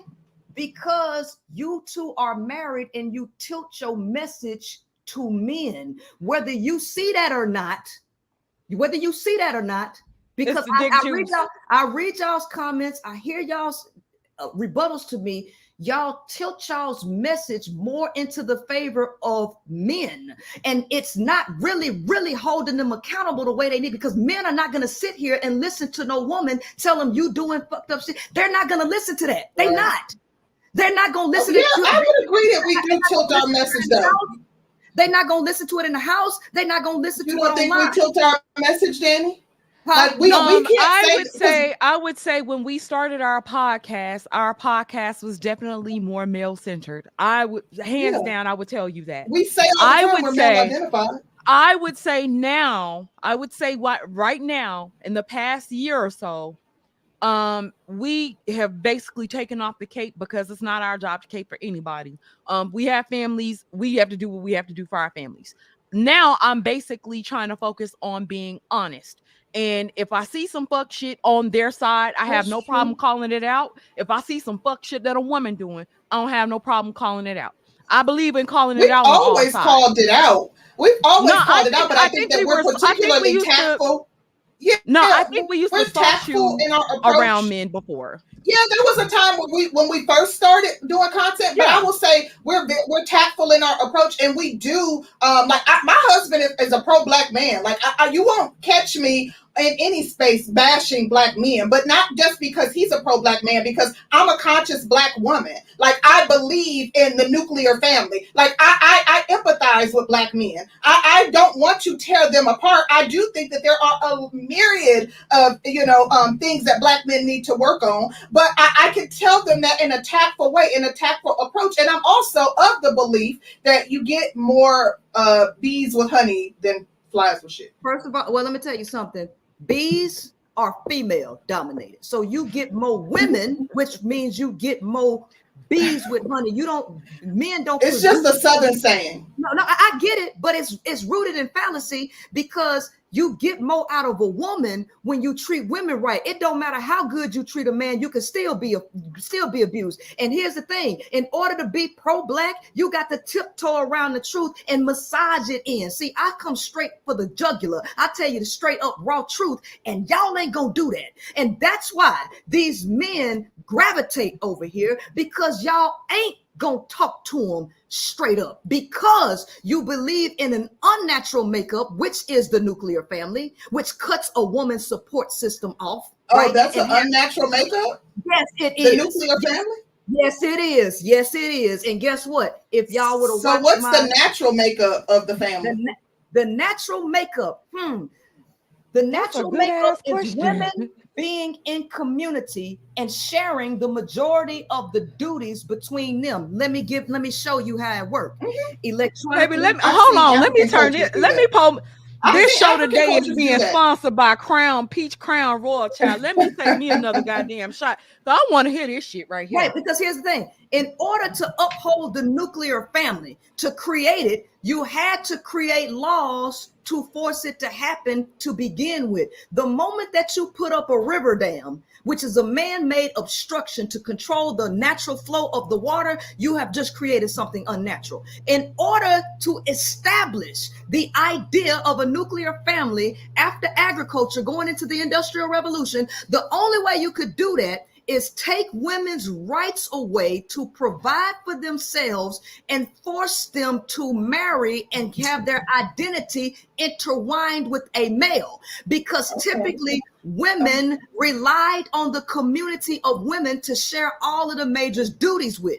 Nuclear families cut the woman's support system off and made her share these duties with a male who is not wired to do those type of damn duties. So what ends up happening is women end up doing this shit by themselves. And so to back that up, France DeWaal, a primatologist who studies primates, he went into the depths of patriarchal societies in chimpanzees and matriarchal societies in bonobos. And bonobos share anywhere between 96 to 98% of their DNA with humans. But the thing is, I'm not even disagreeing with you, because that's not a foreign concept to me. I've seen, ancient cultures and even current modern African cultures that operate like that. I actually believe. God damn. Her But goddamn I was sound. answering your question. It wasn't that it was her. Yeah. I answered your question. You Okay. asked me, was it unnatural? I'm telling you, yes. In order to say something is natural, you have to allow it to just be. And when you just take your hands off of stuff and just allow it to happen, what will you see? You will see women moving away into their own shit, right? And typically moving away from men when they have resources. You know why that is? Because women are resource dependent. They're not male dependent. In order to create a nuclear family situation where women are isolated from community, you had to create law. Okay, and law enforcement. You had to create the concept of marriage and take women's ability to participate in the free market away from them. That is how the nuclear family was created. And what people don't realize is that this paradigm is shifting and the old ways are crumbling. The nuclear family only supported the United States corporation, and they had to use patriarchal everything to uphold it, which created a backflow and a lot of money that could be made by going anti-nature. That's how they did it. Nuclear families are not natural. So I don't have it right here. It's probably somewhere over here. I have Franz de Waal's book, The Forgotten Ape. Right? I want to switch lanes with you for a second. We can switch lanes. I just want to say this. In Franz de Waal's book, The Forgotten Ape, he said that we share female bonding with bonobo society, male bonding with chimpanzee society. But when it comes to nuclear families, that is an entirely unique setup by humans, which tells you that it's not natural. When you look into nature, the majority of nature is run matriarchally and in groups. And basically, he said rapes occur 0% of the time. There's no instances of rapes in bonobo society, which is matriarchal, because the women gang up on the male if the male even tried to do something like that. But in chimpanzee societies where the male is more aggressive and it's dominated there patriarchally, the females are more stressed in those environments. And because food sources are scarce or more spread out, because of that, they are dominated by the males, and they can't be caught out by themselves because these males would harm them. So humans are acting more like chimpanzees because of the system that has been set up. When women were originally operating matriarchally, like orcas, like elephants, like goddamn bonobos, right? So there is a flaw in human behavior that is contributing to the world's dysfunction. I get down to the root of these problems and let women see how these situations have gotten out of control. And it is because we are putting the controls in men and we're submitting like dumbasses as phones submitting to a damn power cord. That's the problem. Let me ask you this question. I want to switch lanes with you real quick. And this is the thing that I think I've been a bit confused about for a while. I've been confused about it for a while. And if it's offensive, cuss me out. It's cool. I'm curious though, and I'm asking out of genuine curiosity. Go ahead. Why the male persona at times from you? But see, that's y'all's issue. No, it's not an issue. I'm curious about it, though. I've been curious about it. It's the issue is y'all's perception. First and foremost, I've been like this my whole life. In kindergarten, my mama used to put me on dresses, and I cried because I wanted to wear shorts and sweatpants so I can run at school. I didn't like wearing dresses, right? I have been this way my whole life. First and foremost, I'm an Aquarius. Aquarius is a masculine sign. So spiritually, I have more masculine energy because of my sign. This ain't got nothing to do with me trying to be no male. No, I didn't say that. I didn't say that. But sometimes the persona. What persona? I like. Well, if you sit with your hat, because there are times where we'll see you with nails and hair, and then there are times where you'll sit, and I've seen you in person, and I've seen you, and I'm not gonna say feminine presenting, but and to a certain degree, I thought it was feminine. But then I'll see you on interviews, and I'll see you with a hat turned back, you sitting there with your legs wide open, and then we done read a lot of the same books, the pimp books and stuff, and it kind of has like it seems masculine. Well, okay, see that's what y'all really do not understand feminine and masculine. You really don't, because masculine energy is a constrained energy. It is a straight energy. So a person crossing their legs, this is more of a masculine position with crossed legs, standing straight up like in the military. Bam. That is masculine energy. Masculine energy is a structured, constrained energy. Feminine energy is a free-flowing energy. Legs wide open is not a man's position. It is a feminine position, because who is opening their legs to take penis? Who is opening their legs to push out our legs? It is more comfortable for women to actually sit like this because our hip flexor muscles are more flexible than a male's, because a male's body is straight up and down. So what y'all have been misled to believe is feminine versus masculine is backwards. And in terms of the cap, I like caps.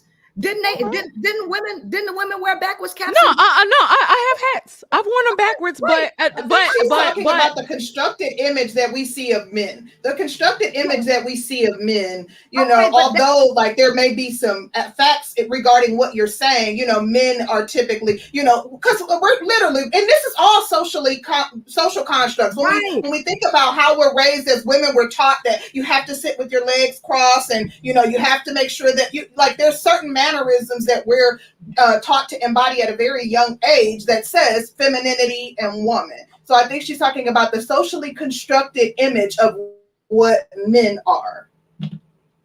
Okay, so here's the thing. I don't follow social constructs. I do my own thing. I'm free. I don't play by other people's rules, and I don't give a fuck what other people think.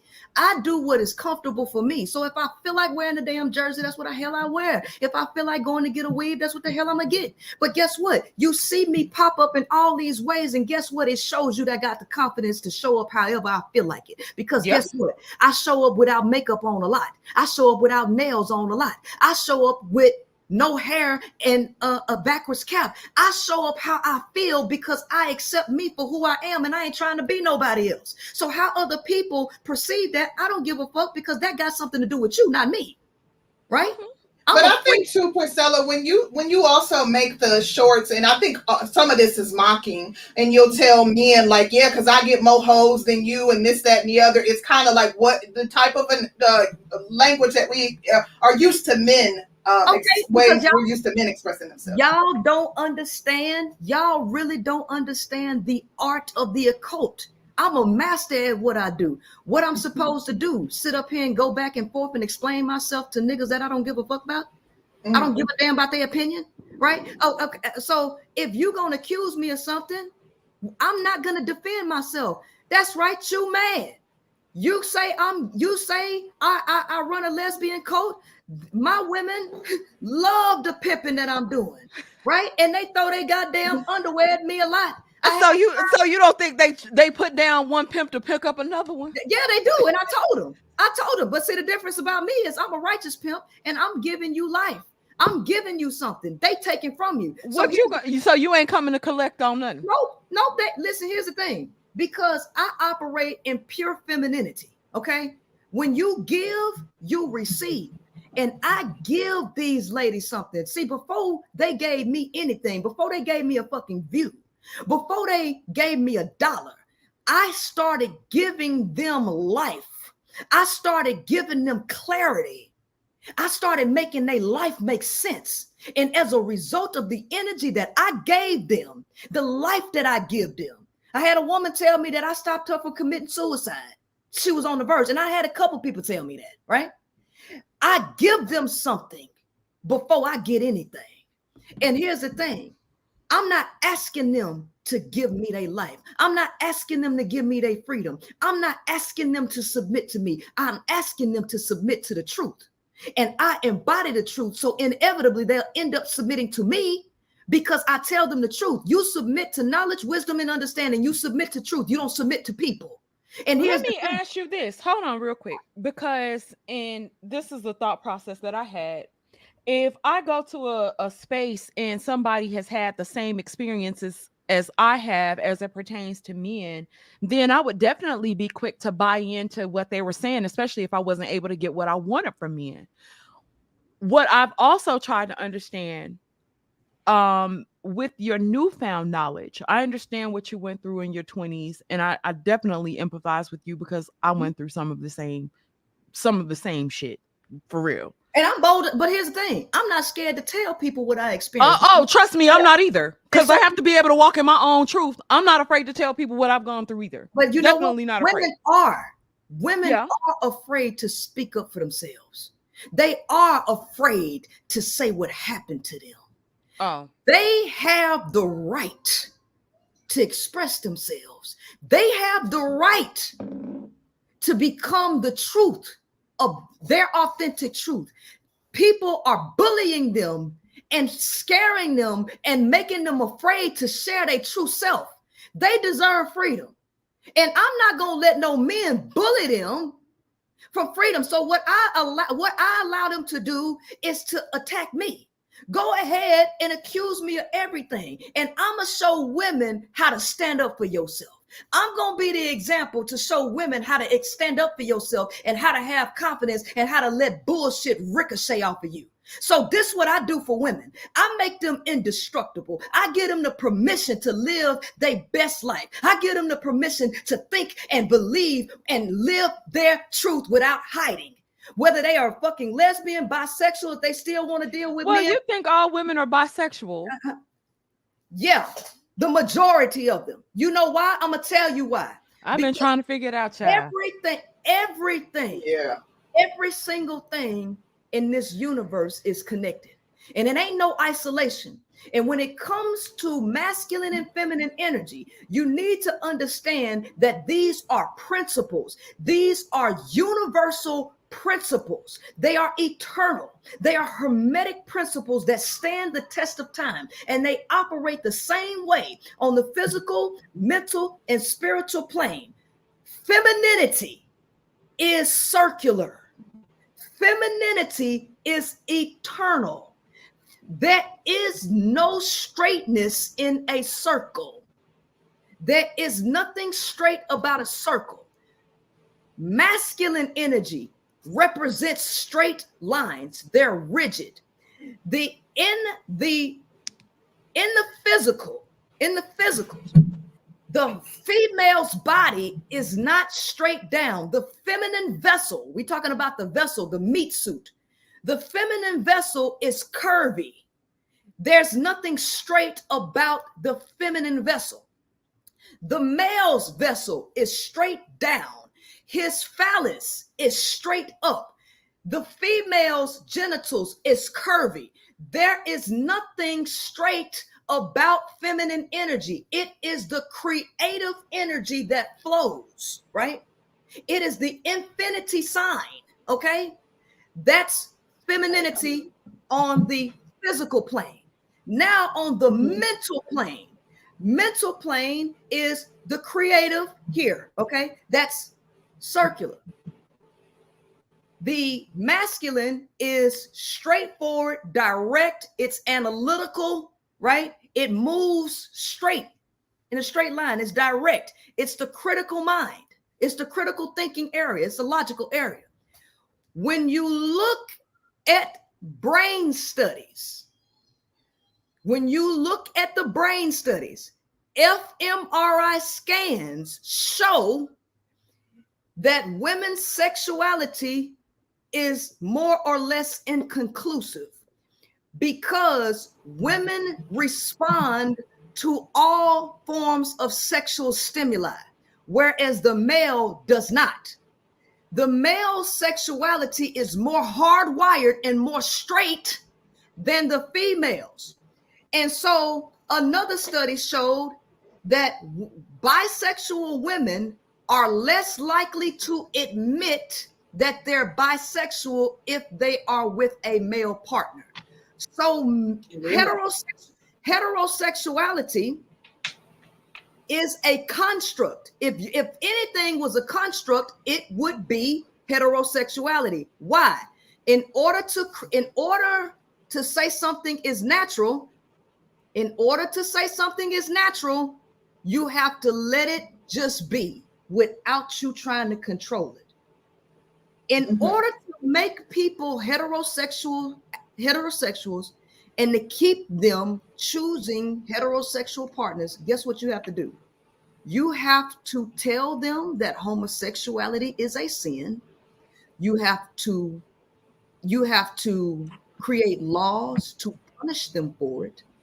In order to keep people choosing heterosexual relationships, you have to sell it to them in music.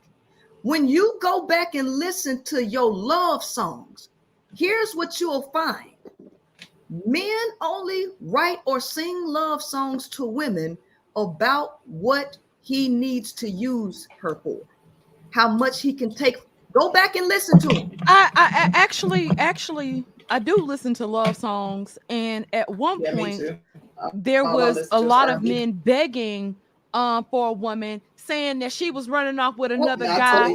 He'll do anything. He'll drink her bath water. He'll worship her. He gonna pay her bills. You didn't let me finish. They only write love songs in 2 instances. After he done fucked up so bad and dogged her, and she leave, and he wants to get her back, or when he wants to have sex. And when he wants to get her back, it's all about the shit that she did for him. It's all about the love and all of the sacrifices that she did for him.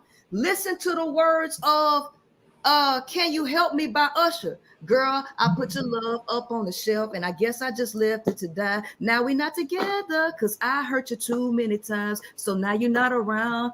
I wish for every moment of time that we wasted, I used it to make sweet love. So baby, be my guide. Please take my hand. Help me understand why you want to leave. Now I know I abused you, but why you want to leave? Don't leave. Don't leave me, girl. Because if you take your love away from me, I'm gonna be hurt. Right? Tears. Right? By Isley Brothers.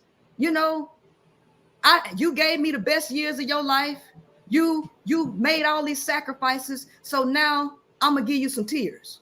I can't hold back these tears after you done gave me and I done put you through shit. You ever heard of Lenny Williams? You know, I love you. Yeah. He don't give a damn. He love you. He care for you. He respects you. He's willing to do whatever it takes to keep you in his life. I also heard music like that where men actually worship women. Then what I do have a question for you. I do have a question for you. And it pertains to simps. What is your thought process in regards to simps? That's what they need to be. That's what they need to be because no, seriously, men are tricks by nature. By nature, they tricks. They supposed to be simps. And so if a motherfucker ain't give you, no, seriously, because everything is feminine. When you give to the feminine, you reap. Because that's the law of giving and receiving. It's a law. You can't get away from it. So if all of the trees, all of the fruits are feminine. When you take those seeds, which are feminine, they come out of ovaries. What do? You replant the seeds into earth. Earth is feminine. Water is feminine. When you plant seeds and you water them into the earth will regenerate. Women are earth. A man is supposed to give you, but they don't want to give because giving is not in their nature, which is the reason why men had to be forced through religion to give. That's why men have to give their paychecks to the feminine. It's not because they want to, because men operate in scarcity. They operate in hoarding. They are afraid. Males are just naturally afraid and live in scarcity mentality. They do not live in an abundance mentality. So men are consumers. Not because they're providers and protectors and want to provide you with security? Wrong. Because here's the thing. Take all of these systems away. Take it away. Then let's go back to nature. Who provided the damn resources? Mother Earth. Hold on. I'm trying to get y'all to get out. I'm trying to get you to get out of the bullshit program of the Matrix. And I'm trying to get you to think. Take the fucking bullshit fiat currency away. Take all this artificial shit away and let's go straight back to nature. The trees, before they start planting this bullshit male trees that don't produce no fruit for nobody so that they can hoard the goddamn resources, who was providing the damn resources? Mother Earth was. And if you tell me, I understand. Yeah, okay. I understand that. But like, okay, if we go back and we're saying the earth as in, Mother Earth being of a feminine, of a feminine status, is producing these things. But like, who were the ones that were out hunting? Who were the ones that were out gathering? Yeah, who were the ones that were responsible for that? You ain't heard the studies that came out to show that the males lied, the male scientists lied about who was actually hunters. Yeah, you didn't hear that? 50% of women was hunters, 50%. And they was better hunters than men. So you didn't know that? Women. No, I'm about to look it up right now. Women were here first. Now, Toenail, see, this what I don't be wanting y'all to do. I don't be wanting y'all motherfuckers to run out, bitch. Don't do that. Don't do that. Don't do that. Don't do that. Don't do that, sis. Don't do that. Don't do that. Don't do that. You won't get timed out. Yeah. Women were here first. The oldest bones on the planet were of a woman. And men didn't show up here for a long goddamn time. Women, so this hunter and gatherer thing, it wasn't women was gatherers and men was hunters. Nope. 50% of women was hunters, and the best hunter was grandma. The best hunter was grandma. So males have been jealous of women for fucking 200,000 years. For however long I've never heard that one. They ass been. I've never heard that. So let me go. Imagine Granny Grand out there with the goddamn rifle, getting the goddamn chicken out the yard. Like, pow, nigga. We have getting some possum, some coon. That's how they got so much misinformation out here to make males look better and feel better. So here we go. You know how we've always been told that in prehistoric society, men were hunters and women were gatherers? It turns out that that's just not true. A team of researchers just looked through 63 different prehistoric societies and found that women hunted in most of them. Not only that, but women were really good hunters because they hunted without ego. Men tried to hunt solo or in pairs, but women would group up. They did whatever was best for the situation, even using animals like dogs to help them hunting. They were cooperative. Not only that, but the women were the teachers of the hunters. They had the lore and the knowledge, and they taught the other hunters, men and women. And not only that, but guess who the best hunter in many of these tribes was? Guess who? It was grandma. Grandma had the most skills. Grandma. But that's let's finish. No. What I wanted to say was that 63 societies out of how many societies? Hold on. See, this is what I talk about pick me stuff because it's not pick me stuff. I looked it up too. I see a lot of credible. I see a lot of credible sources quoting this too, and they're saying 80% of the hunters and gatherers were women. And I'm looking up credible sources. I never heard this, but I'm like, I'm gonna go look into it myself. And I never heard it. Yeah. So I'm talking to you specifically, Sister George. What I'm saying is this: you have a mental disposition that triggers you to go against anything that puts women at a place where it makes them look superior. But when we talk about men, no matter how many men are out here killing everybody, raping, you don't say, well, out of all these men, what percentage of men is that? You're not even doing that. That's not true. That's not true. That's not true. That's not true. That's not true at all. I think where you misunderstand me at, yeah, she be hard on women. Where you misunderstand me. She not no, I'm actually hard on both. I'm actually really hard on both. Actually, I am. And you would have to watch our show to kind of gather that. But I think what fucks it up in our case, you have had a lot of bad experiences with men. Okay, but let me finish. Let me finish. Because see, y'all not finna sit up here and try to cherry pick and say, well, it's not me cherry picking. Whoa, sweetheart, sister, please listen. Y'all want women. Y'all want to try to find these pristine women who ain't had a blemish in their life to speak on relationships when the majority. Whoa. When the majority of women's experiences reflect the shit that I also have experienced. So instead of saying, "Hey, this clearly is a collective problem," what you're trying to do is say, well, your message may be tainted because of your experiences, but my experiences reflect statistics. Okay, let me tell you something. Again, I ain't talking about black folks. Y'all the least of my goddamn concern. I'm talking about the world. And here's the thing. The one-child policy is because religion and patriarchy made women devalue women and girls, and they killed all them damn girls behind patriarchy and male worship. 70 million more men in the eastern regions. Right now, over in South Africa, I was just tagged to this video of the president over there in South Africa telling these niggas he was going to put them in jail if they kill women and rape them. And the comments section from South Africa, they are upset. The men are upset that you have a law now that makes it illegal for you to kill them and rape them, and they're mad that they got to go to jail now. Okay? So here's the thing. I'm not trying to convince y'all of nothing. I really ain't. And I really have no business being in a community that's male dominated because I don't even talk to males on my show. And I'm not trying to convince males of anything. And I'm damn sure not trying to convince any women who are sold around being around a bunch of males.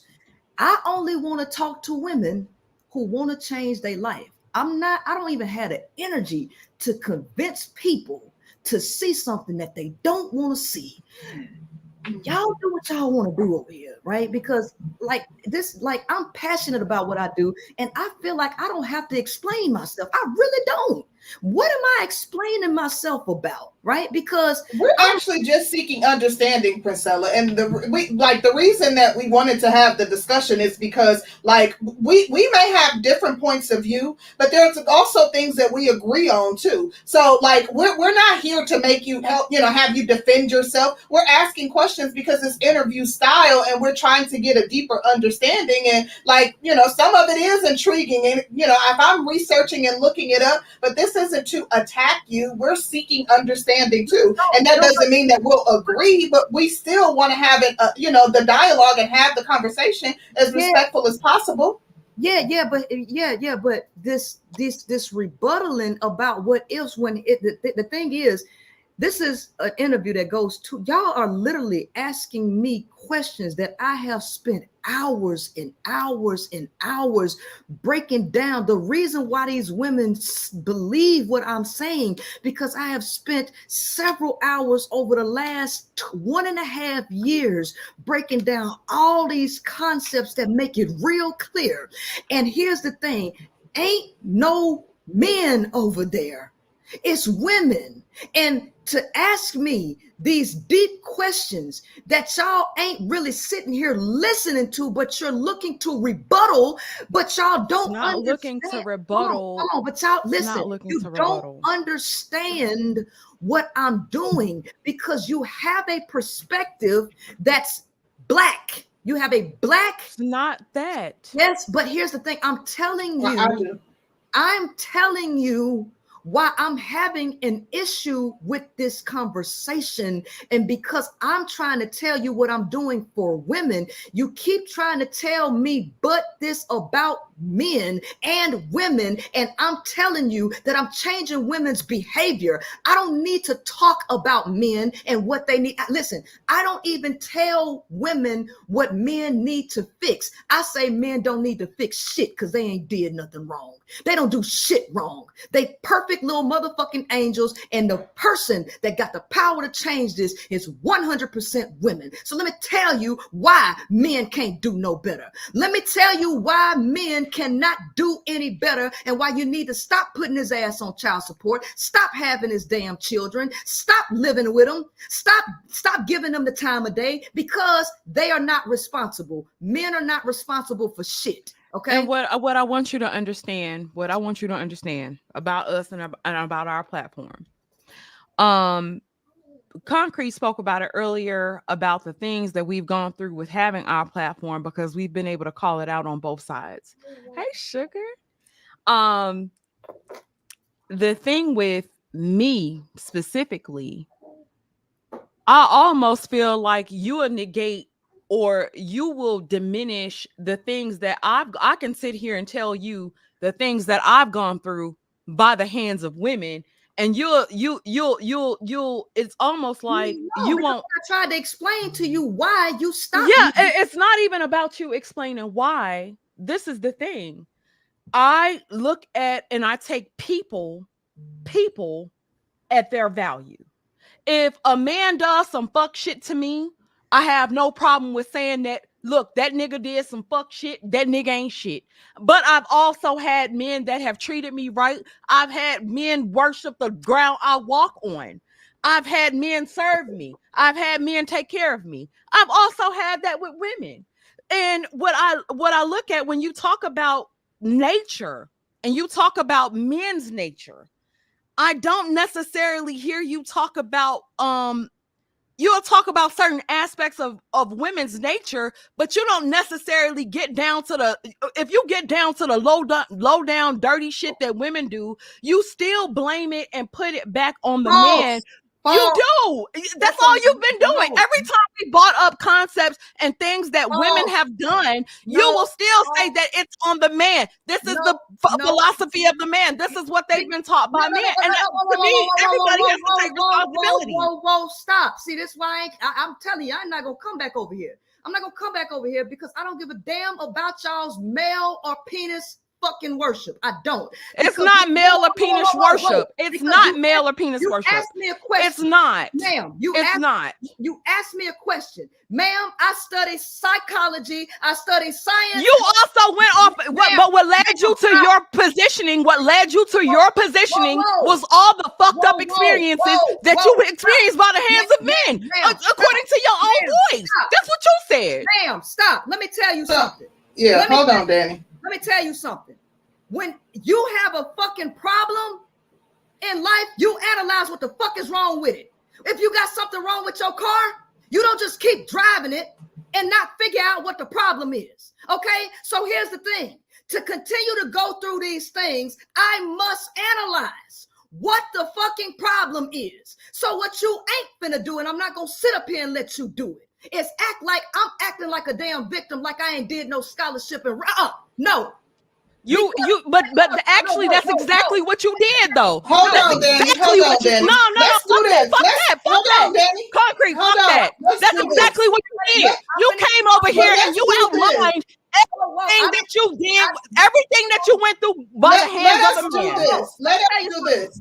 Thank you, Princella, for coming on. We're going to give you the floor so you can go ahead and, say any closing remarks, and we'll just start the process to wrap it up. Thank you for coming on. You can close out with anything you want to say in closing. Okay, thank you. So what I want to say is this. Everybody got a damn reason that they come to a conclusion. And I'm not going to let nobody sit up here and criticize me for how the fuck I came to my damn conclusion. You damn right I lived life. You damn right I lived life. And I figured out the problem with the world through my life experiences. As we should if we got any goddamn sense, right? So I don't have the experiences now that I had when I believed the fucked up program, because there is a way to analyze human behavior. What you don't want to hear is why people behave the way they behave. You don't want to hear why women behave. You just want to say they do this, they the problem. Fuck why. No, it ain't no psychological program, baby. Biology matters, psychology matters, and sociology matters. And anybody that's willing to dismiss these factual disciplines to get to the root of the problem of why humans behave in the manner in which they do, I ain't got no business talking to them. So I appreciate y'all for bringing me here, but I'm out. Thank you. So I'll tell y'all like this. If you bitches don't think, no, I'm not even gonna call y'all bitches because I'm not mad at anybody. Everybody has to take responsibility and accountability for the shit that they allow in their life. I can't sit around and say that a man is responsible and accountable for the fucked up choices that I made. I can't sit here and call out and blame every fucking guy that I chose, that I allowed in my body, that I allowed in my pussy, and say that it's their fault that I allowed them there. I can't say that. Y'all are in danger because y'all don't take responsibility for your own fucking choices. Every man ain't did nothing to me. I ain't gonna sit here and blame every man. Every woman ain't did shit to me. I can't sit here and blame every woman. Everybody has to take accountability. Black men have did some fuck shit. Black women have done some fuck shit. Women, men, humans have done fuck shit. So I'm not going to sit here and you want to relegate all the problems back to men. You want to relegate all that shit back to men. But when it comes down to holding women accountable and saying, okay, ladies, this is where we're fucking up at. Y'all want to still sit around and point the fucking finger. If you came on here and you outline everything that a man did to you, and you're saying that this is how you came to your conclusion, and you're saying that all men are bad, you came to your conclusion like that. I came to my conclusion that you got people on both sides that ain't shit. You do. I can't sit around and blame a woman for I can't sit around and blame a man for something that a woman did to me that wasn't even fucking nothing to do with the fucking man. Like, what are you talking about? That's the problem that I have with her rhetoric. Then it comes down to y'all say she cool. I be trying to get an understanding, but it's like I can sit around and listen to somebody and a person won't sit around and listen to my logic because she's saying that she knows more because she studied the science of, and she studied the science of this.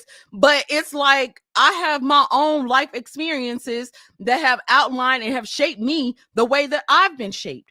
Every nigga that I dealt with ain't fucked me over. I don't have that experience. I don't have that. I don't have that. I can't sit around and say every black man that fucked me over because that's not the truth.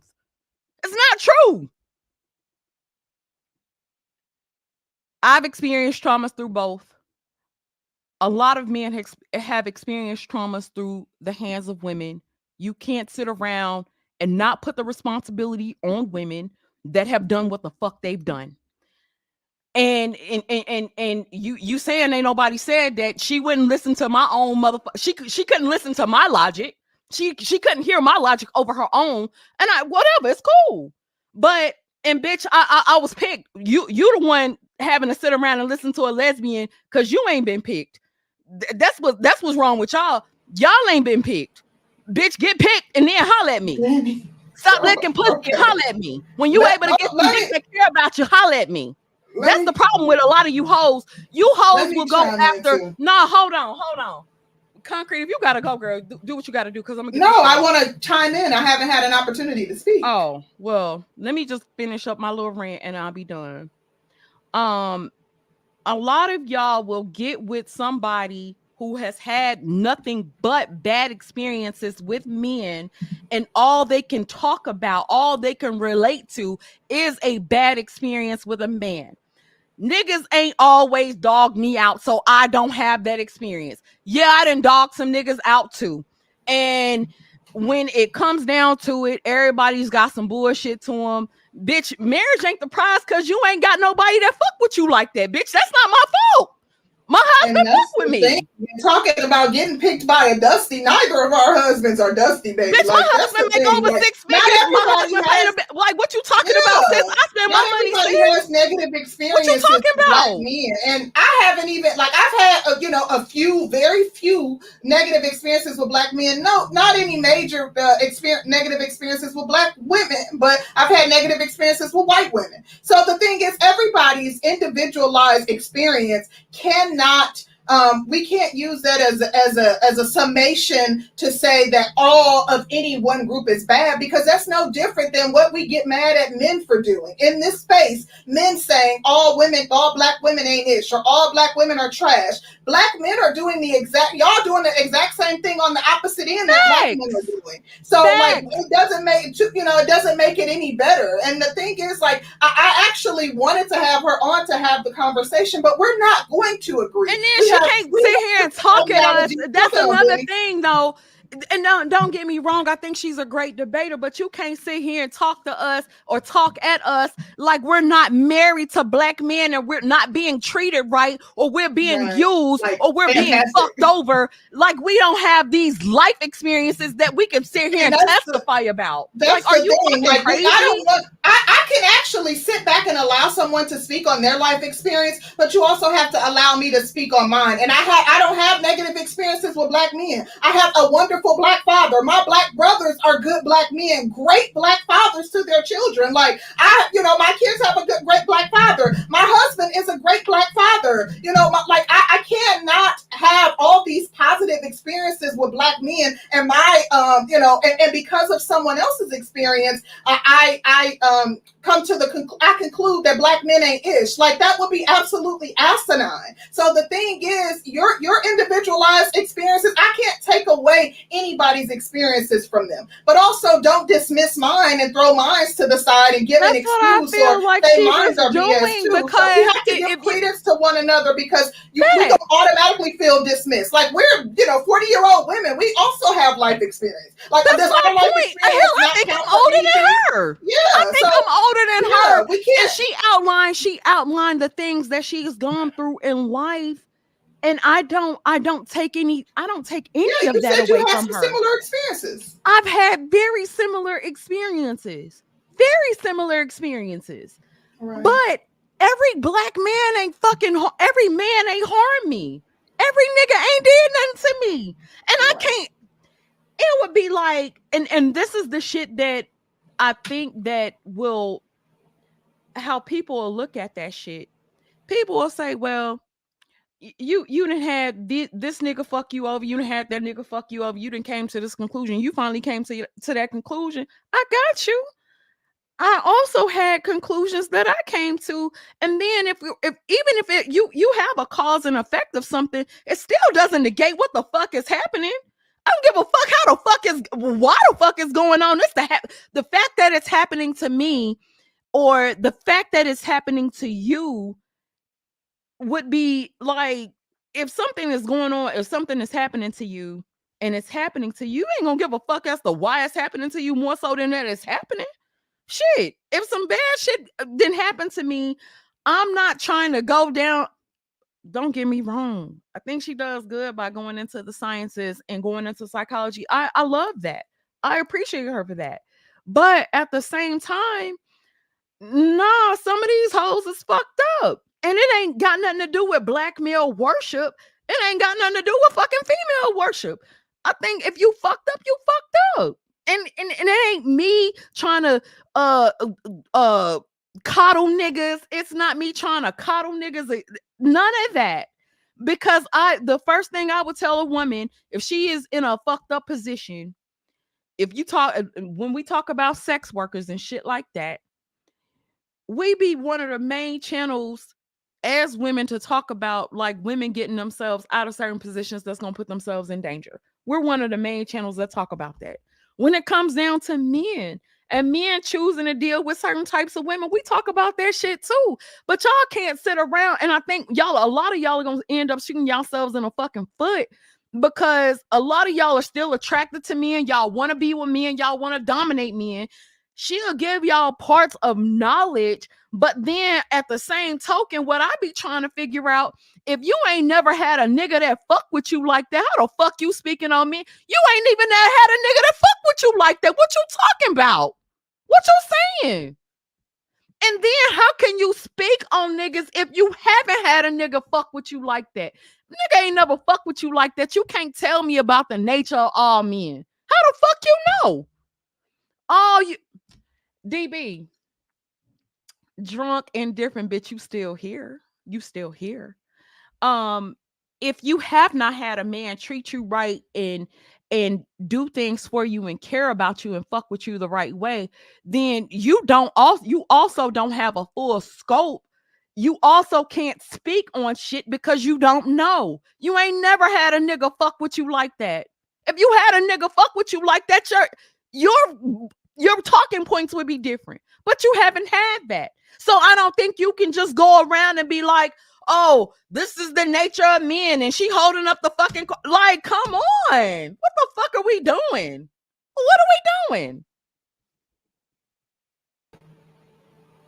I agree. I think that you can talk about your experiences. You can talk about your experiences with men, but to say that your experiences summarize the nature of all men, and the thing is, like, I can give credence where credence is due. If you could pull out the stats and talk about DV rates and stuff like that, and I can acknowledge that, but like, what percentage of black men are engaging in that? What percentage? And the thing is, even for women talking about how they deal with men and they still buy into Princella's Princella's agenda and this, that, and the other. Like, that's good for you, but clearly you ain't had a good ass man. Like, you have not. Like, I will challenge the fact that you've had a good man who rocking with you, who will put his life on the line for you, who's providing for you, who will protect you, who literally, is paying bills, is doing all the things that y'all truly desire. Because ain't no way that you could and that you would buy into the notion that men ain't ish and all men are deviant and this, that, and the other. No woman worth her salt that has a good man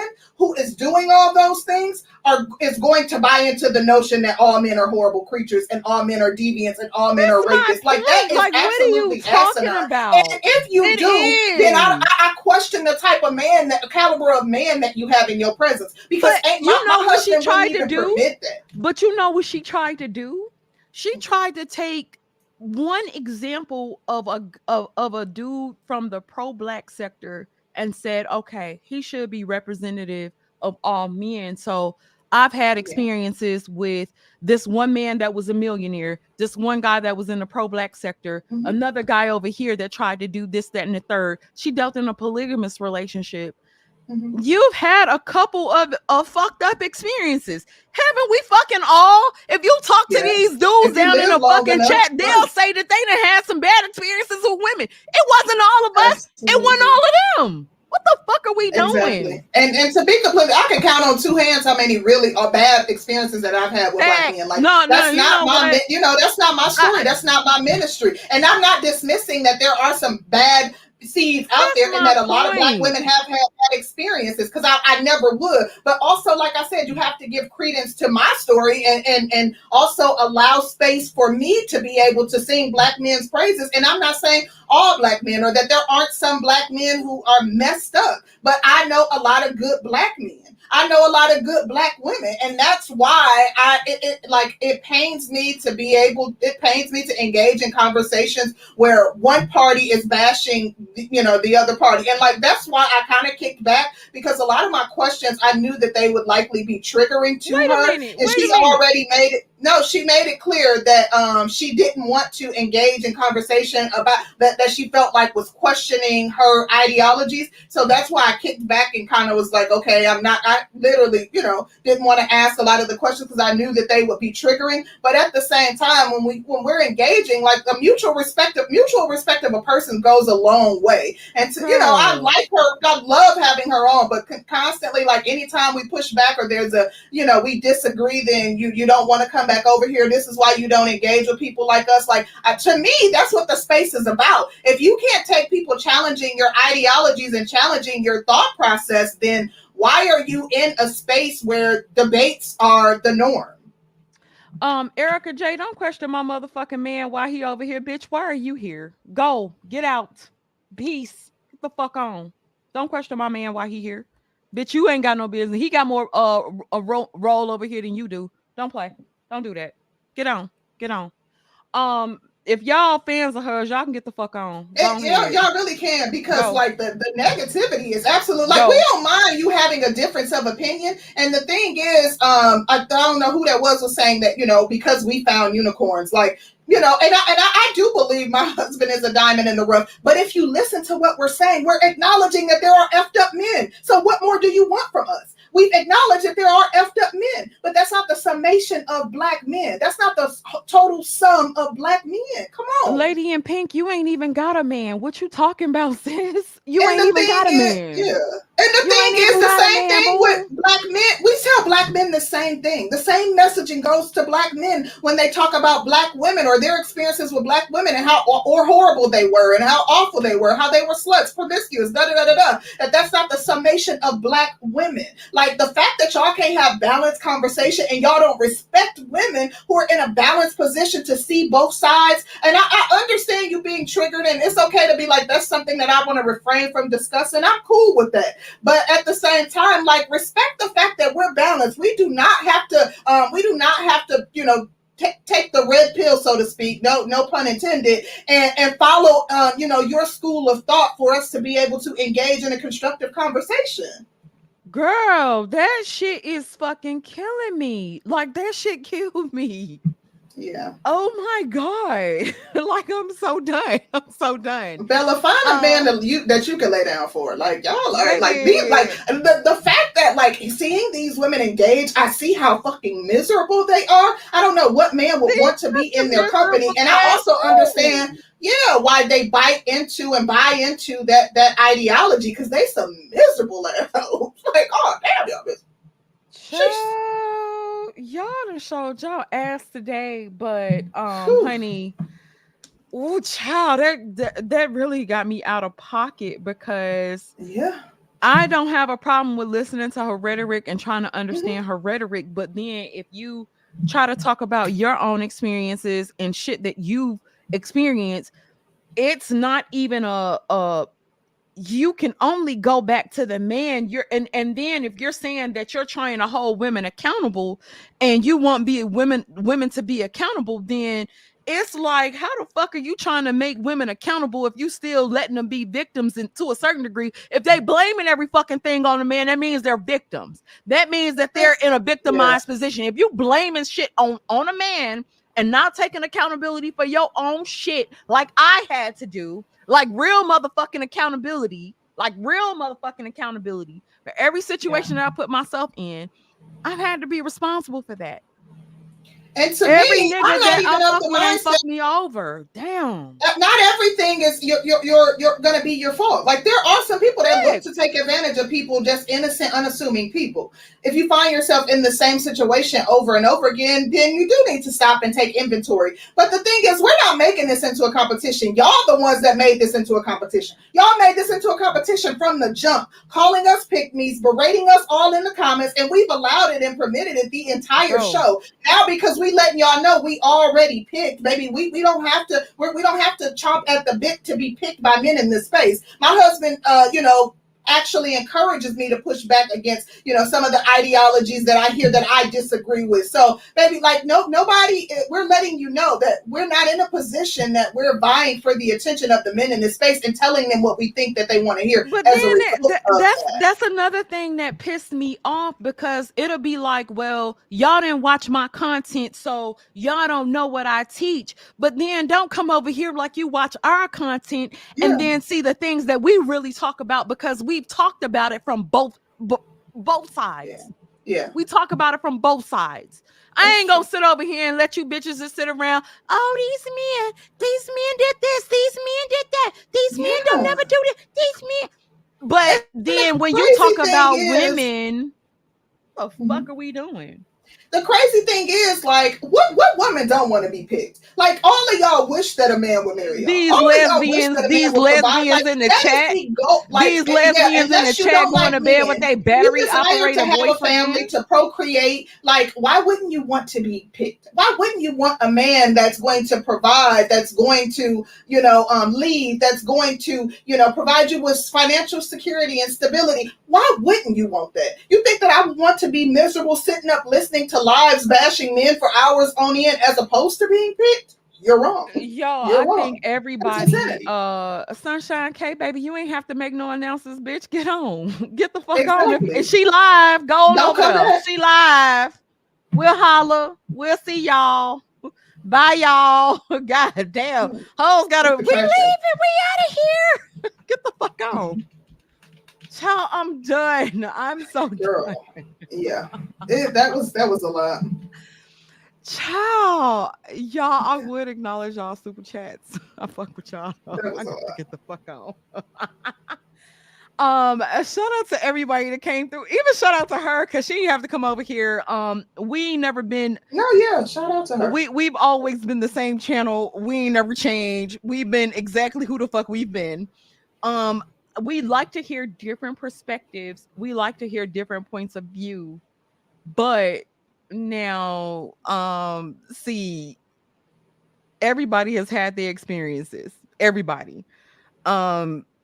You ain't gonna sit over here and tell me all these niggas ain't shit, just like all these bitches ain't shit. And then the crazy thing is, she'll sit over there and say some of the same shit that we've said, because I heard her. And if you say it back to her, then you wrong. And it's about trying to push an agenda when she wants to push an agenda, and she's just not keeping it real. And I think she is leading a lot of y'all in the wrong directions, because at the end of the day, that seminal fluid that you guys are addicted to, you know how y'all like that dick? Y'all can't get away from that dick. Y'all ain't gonna be able to get away from it. I know y'all got these big old 20-inch dildos that y'all be humping on and shit. The dildos that won't caress your ass to sleep at night. The ones that won't tell you look good. The ones that won't tell you smell good. The ones that won't tell you taste good. You know how y'all have to go to sleep with holding that dildo. Go over there with this shit, y'all. We like dick over here. We like men. Absolutely. Y'all, I got to get the fuck on, because baby, we done had us a show. Baby, they love D. They ain't never gonna get away from that D. And I don't care what kind of pussy that she telling y'all she can eat. She ain't better than no man. It ain't gonna throb like no man, baby. It ain't gonna vein up like no man. It ain't gonna rock up. The dick getting hard. You want to be the cause of a dick getting hard. And I know y'all addicted. We love that. Her telling y'all that y'all don't need men, or that y'all really don't like men. don't be fooled, honey. Y'all gonna always come back to that. They're gonna be sleeping. Listen, they I sleeping with a promise. pookie. You know what I mean? They right after the show. I The thing promise. is, Y'all you know, gonna they come gonna back get to their that D. fix. Yeah, they'll get their fix. They gonna buy into it. They, you know what I mean? They could be anybody they want to be online. That's the beauty in anonymity. But I cannot. And then what be fucking me up? She's read all of these different books, and she has a lot of knowledge about manipulation and shit. What I be trying to figure out, what and this is the other question that I had, and I never got to ask. I don't think she's ever liked men. And I think men have said that she ain't never liked them to even fuck with her like that. Because when she said when she was a little, she ain't never really fuck with him. So then I'm like, well, did you ever like them in the first place? Did you ever like them in the first place? If you ain't never liked them in the first place, and they picked up on that energy, I don't know. That's interesting. That was interesting to me. We didn't get a chance to dive off into it. Child, yeah, this was good, girl. Yeah, it was. It went off the rails, but it was good. Babe, I'm sorry. Honey. Listen. It's sponsored by Crown Royal. I only took like 3 shots, maybe 3. It take a lot for me to get drunk. But child, I'm done. Like I'm through. I'm through. This was a show. And it was what it was. It was definitely a show. Shout out to everybody who came through and super chatted us. Shout out to everybody who came through and cashed app us. We greatly appreciate you guys. Hit the like button, share the video. This will be one that'll be talked about for a minute, and it is what the fuck it is. Y'all will be fine. I don't even know what to say, girl. I'm sorry. Thank you to everybody for the support, for the financial support. I see everybody, all of her minions went over there to listen, but that's fine because baby, girl, I'm glad they gone because baby, they was getting on my goddamn nerves. Fucking trolling was too much, baby. But, nonetheless, again, thank you to Princella for stopping through. Thank you to her. Like the thing is, I think our last couple shows that we did with her, the last show, I did push back on a few of the points that she made, but because we kind of just interviewed her and it wasn't dialogue, then she doesn't understand that we're not an echo chamber. Like because we're trying to get to the meat and potatoes of it. Like we want to know if you have this controversial ideology, the purpose of having you on is because we want to dig and we want to get a little bit deeper and find a deeper understanding regarding your thought process and your ideas. So yeah, we're not an echo chamber. This is typically like when we interview people, we're going to ask the difficult questions. And she kind of knew like beforehand what the goal was. But, and I was talking to her backstage before we even came on a little bit more about, the topic. So she knew what the goal was. But I think in the prior times that we had her on the show, we didn't push back as much. And so, maybe she was expecting something more akin to that. Maybe. I wanted to hear her perspective, but like I said, it's not going to be anybody just talking at us. And then we're not able to get our thought processes out without somebody telling us that we're wrong about our thought processes and feelings. And Christine, that's where you fuck up at, boo. It ain't that we think so highly of black men. I actually think that it's some shit on both sides, but I'm not gonna sit around and say that you bitches are perfect and that all black or all men are bad.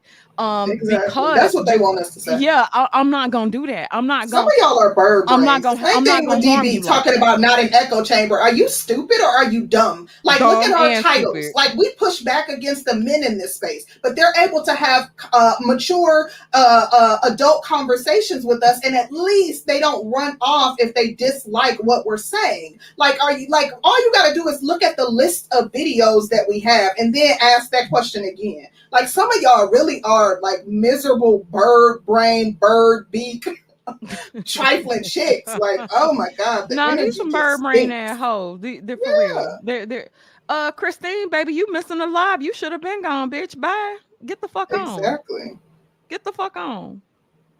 Y'all can go. But anyway, y'all, thank y'all for tuning in. Shout out to everybody that super chatted us. Y'all, I will read, but I ain't got time and I'm tired. that shit wore me out. She won this shit because she wore my ass out, but I'm through. Yeah. We'll catch you guys on the next one. Concrete and I gonna review this shit, so don't review our shit, yo. Oof, girl. Oh, Lord. Yeah, this is going to be a doozy. You know they're about to review this. Fantastic. I already said this is content for tomorrow. Well, hit the like button on your way out, and we will see you guys on the next one. We're out. Peace.